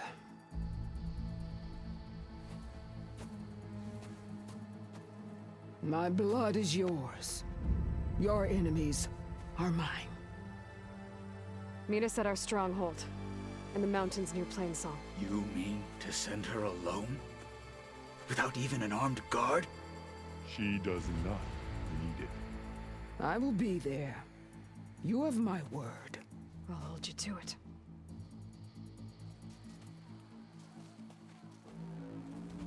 Chief, there's something you both need to see. In the throne room.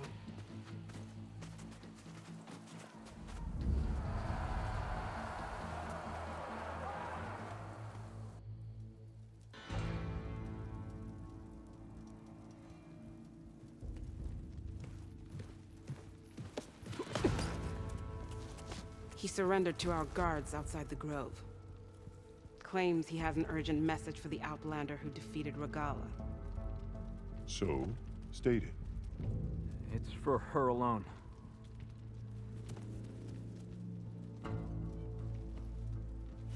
From an interested party.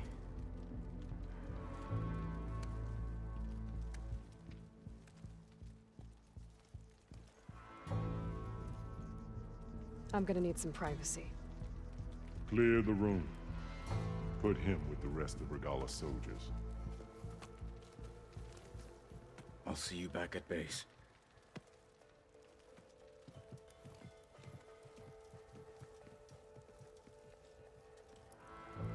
You saved the tribe. Let me help you with your mission. No. With Regalla gone, you have a chance to build the future you dreamed of. So get to your task. Then at least allow me to give you this. Armor for the battle ahead. May it keep you safe.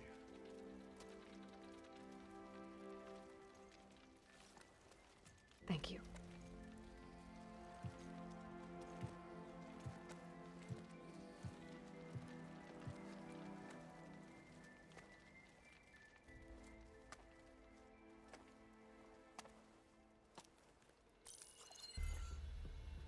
Do you have any idea what you've just done?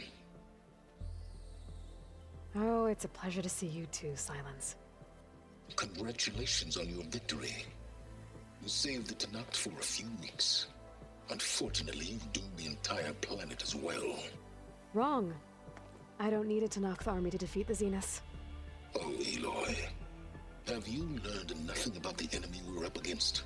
More than you, hiding whatever hole you found. My idea is just better than anything you ever came up with. Go on. No, not here. We're doing this my way. Face to face, and with the weapon you've developed. And why would I agree to that? Because I'm your only way of beating the Zeniths, and getting the copy of Apollo that's on their ship. So meet me at my base. Mountains west of Plainsong. Time to submit to the inevitable silence and follow the person who actually knows what she's doing. Don't be late.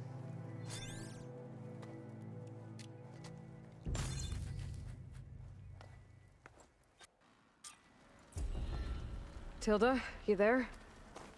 I did it. Silence is on board. So head to my base. Impressive. I'll be there as soon as I can. Now that I can fly, I might want to see what else I can do before I head back. I saw the Outlander fly with my own eyes. So, Hekarro keeps his head. Aloy. A word, if you will? Aloy, you defeated Regalla. Flew like the 10. I doubt you have enough skin to mark all your deeds. We'll just have to remember them then. Yes. Thanks to you, Chief Hekarro's hold on the tribe is secure. His vision for the Tenakth endures.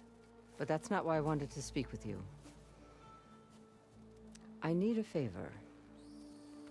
A personal one. My grandson, Kavo. He was not counted among the dead, which means he must still be with Regalla's remaining forces. He was taken prisoner. No. He joined them willingly. Like many young soldiers who seek to mark their skin with distinguished deeds. I must search for him. Convince him to come home.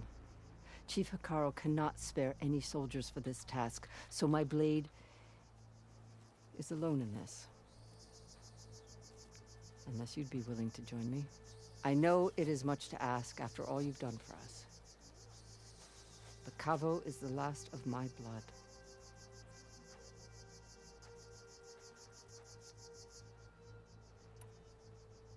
What made Kavo join Regalla's rebellion? For some, Regalla represented a chance at vengeance against the Carja. During the Red Raids, it wasn't easy to turn the clans back at Barren Light. Many wanted to pursue the Carja all the way to Meridian. So when Regalla attacked the embassy, they took it as a call to arms. Yes. But others, the young especially, care only about the glory they think they'll earn by hunting an age-old enemy. As for Kavo, it was probably a bit of both.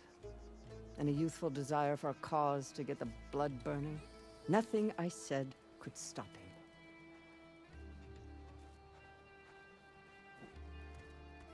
So if Kavo didn't listen to you when he joined the rebels, what makes you think he will now? Kavo was too young to fight during the Red Raids. War was a stranger to him. But he must have experienced the suffering it brings by now. He will listen. He must. I just have to find him before it's too late.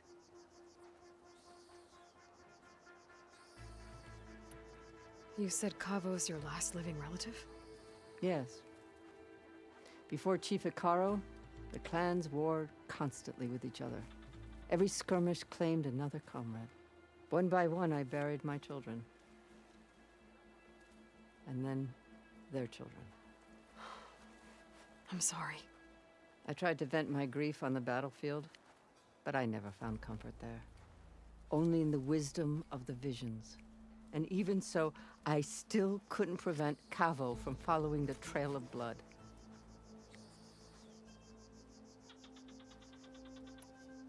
If Kavo joined Regalla's rebellion of his own accord, will Hekarro let him back into the tribe? The chief knows the value of mercy, and the toll of unending bloodshed. It's the rest of the tribe I'm more concerned about. They won't quickly accept someone who betrayed them. Even with my support, it won't be easy. But you have to try. I'll help you find your grandson, if I can. Where do we start? A while back, our scouts reported Kavo's squad left one of Regalla's outposts in the hills to the south. His squad never returned, but the scouts also spotted one of our own being held captive there. So we'll start at the outpost. If we free the prisoner, maybe they'll know where Kavo's squad went. Shall we head out?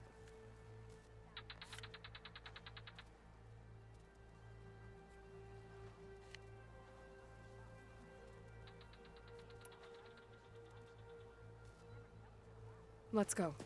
Good. This way. The outpost isn't far. Only drawn blades can end this rebellion. Not bad. An Easterner. There's a weapon over there I've had my eye on. I'm still renewing, sure. It's a big...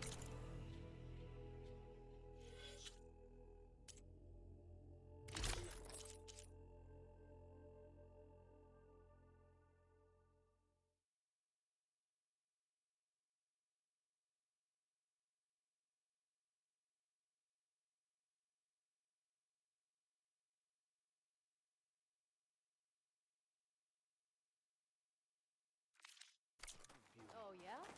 Separated. Our people are weak. Wonder what brings the Chief's champion here.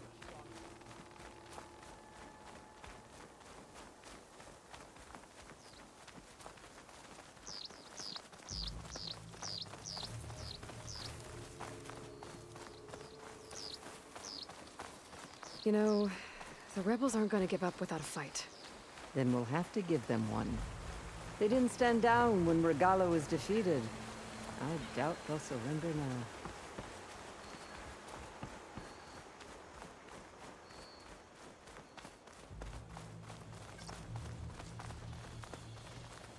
But what matters is the soldier they took captive, Nakala. She's been their prisoner for some time now. She's my only lead to finding Cavo. We'll get her back.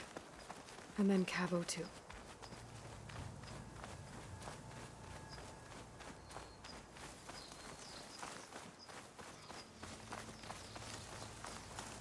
The outpost should be just ahead.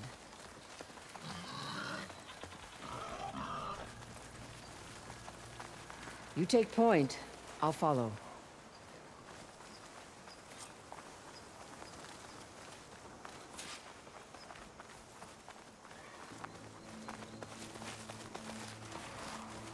Even with Regalla defeated, there's still outposts with rebel holdouts. I should get rid of whoever's in charge. That ought to send the others running.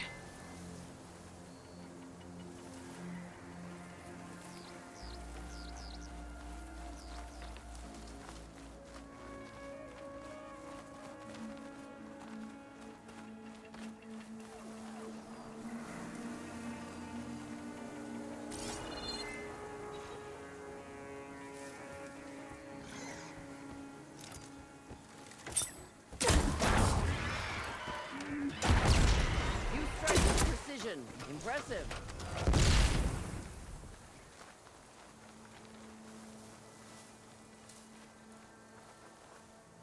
Gotta take a look at it. Go look.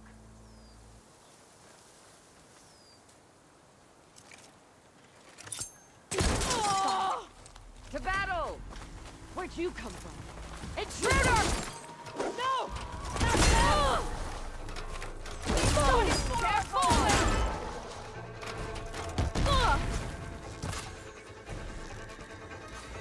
Pin her down!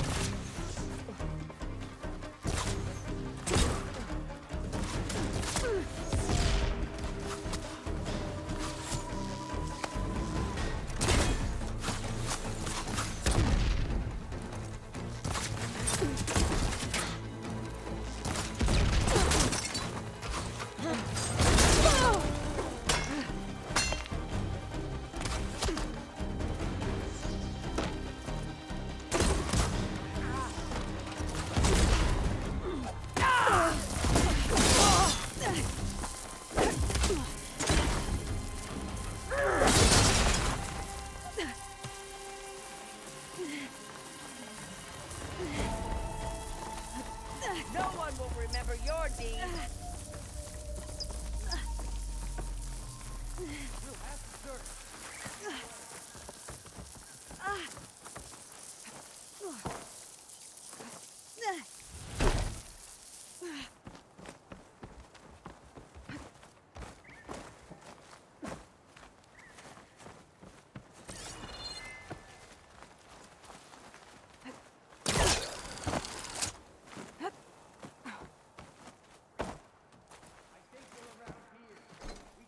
I'll wait here. You sure this is the place?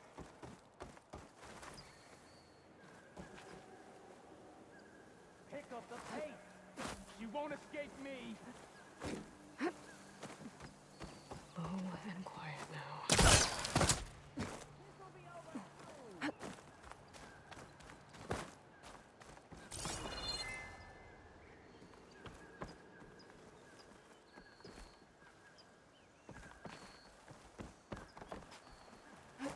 Come, Aloy. Back to the task at hand.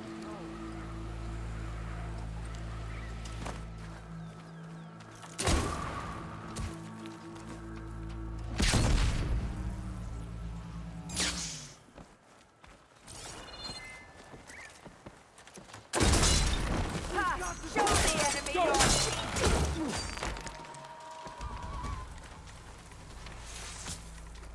We'll tell the patrol to keep their eyes open.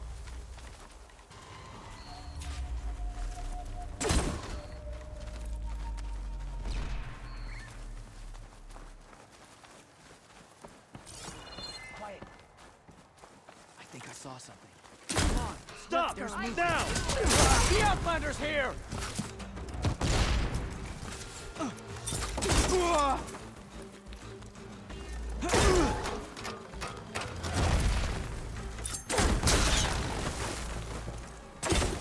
That's all of them. Our scouts said they saw Nakala tied up at a wood post. Let's look around.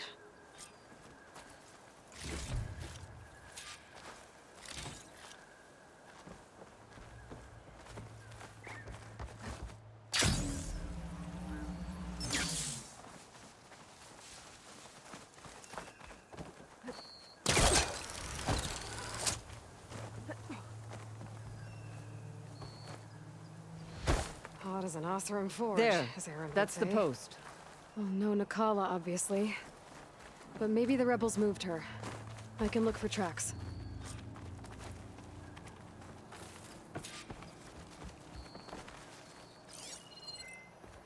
There. Tracks leading away from the post. Where do they go? There's rope. Just enough to bind someone.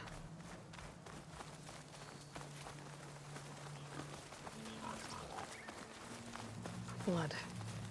From the rebels or Nakala?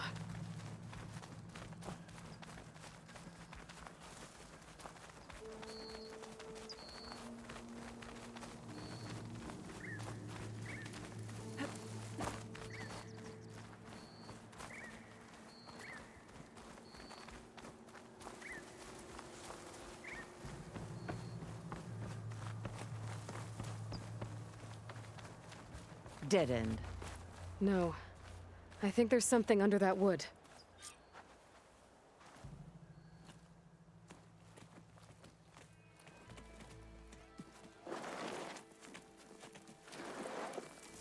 Take my hand, Nakala. Steady now. Where am I? Chaplain? Is that you? And with an Outlander. Whoa. How'd you end up down there? Rebels had me strung up. They thought I'd give up intel about lowland squad movements by letting me bake in the sun. Managed to slip my bonds and make a run for it. They made me pay for that. Last thing I remember was a crack on the head and the taste of dirt. How'd you end up here? We're looking for Kavo. His squad was last spotted leaving this outpost. Yeah, he was here. It was his squad that attacked us on the road. My comrades got away, but I was taken. Kavo tied me to the post himself. If you're looking for him, Chaplain, I'm afraid you'll only find a dead end. His loyalties are clear. Do you know where his squad went? I overheard them mention Fall's Edge. Then we'll pick the search up from there. I'll go ahead and meet you at Fall's Edge, southwest of here. Dekka, if Kavo attacked her squad? No! He's not lost to us yet. We have to find him and turn him from this path. Okay. I'll see you there. What about you? That wound needs to be looked at. It'll scar. I just need to rest a bit, then I'll report into the Grove. I'm telling you, Bloodhair. The chaplain might not want to hear it, but her grandson is a traitor. I guess we'll see about that.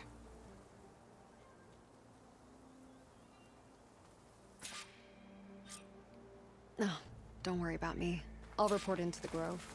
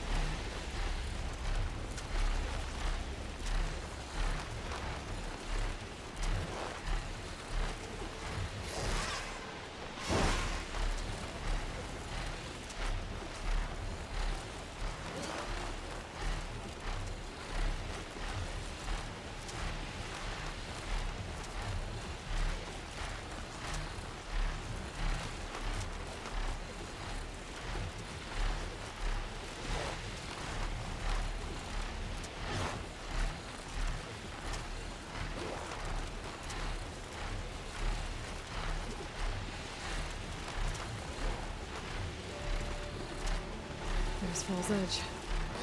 Becca should be waiting for me in there.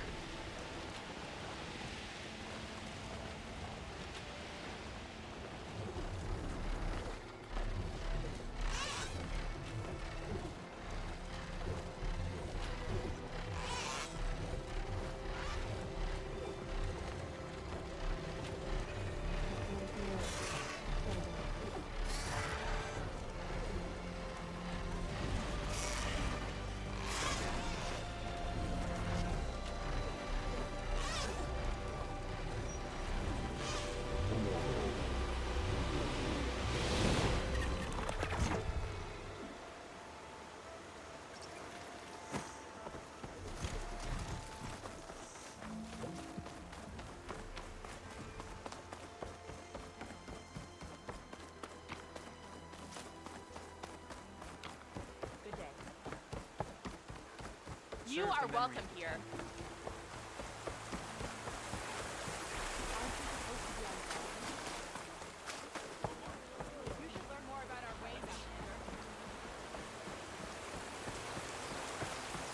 I'm telling the truth. Listen to him, Oroke. Not a chance. He's a traitor. Dekka, what's going on? Aloy, I'm glad you're here. This is Oroke, leader of Falls Edge. So you've enlisted the Chief's champion in your dull-bladed efforts. You must be Cavo, then. My grandson. And a soldier trying to right his mistakes. Or trying to lure us into a trap.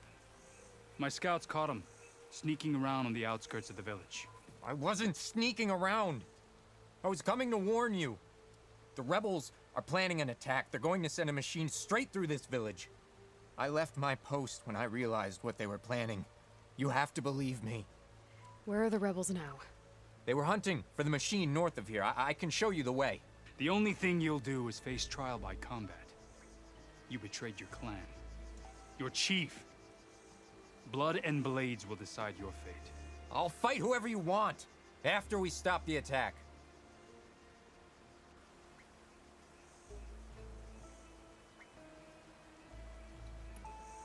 Why destroy this village? Regalla's defeated. The rebellion is over. Not for some. Losing Regalla only gave them one more reason to hate Hekarro. And Hekarro was a lowlander before he was chief. Unlike the Desert and Sky clans, we've always stood behind him, without question. Falls Edge is a strategic midpoint between the Grove and our capital on the coast. It's true. The others hope that by weakening the Lowland clan, they'll be able to strike back at Hekarro.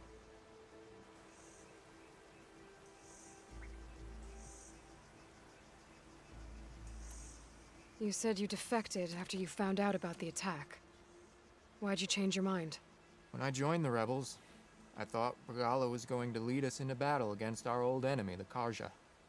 But all we've done is kill each other. And for what? Pride? Vengeance? So when my squad leader told us about the mission to destroy this village, I left my post. Don't believe his lies. Anyone who deserted the tribe to join Regalla knew exactly what they were getting themselves into.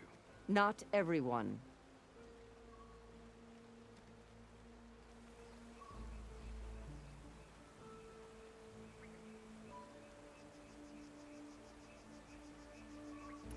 If Cavo is telling the truth, this whole village is in danger. We have to find and stop these rebels. The rebels built a campfire north of the river, near the cliffs. I can show you the way from there. Okay. Open it up, Oroke. No.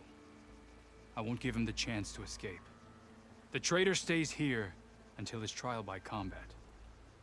Then I invoke blood for blood. I will take Cavo's place until he returns. You're making a mistake, Chaplain. The clan needs your guidance, not the lies of this bare-armed boy. The right has been called. Cavo will go with Aloy. Then I'm going to. If the boy speaks truth, you'll need my blade. If he lies, I'll run him through. I must make arrangements here first.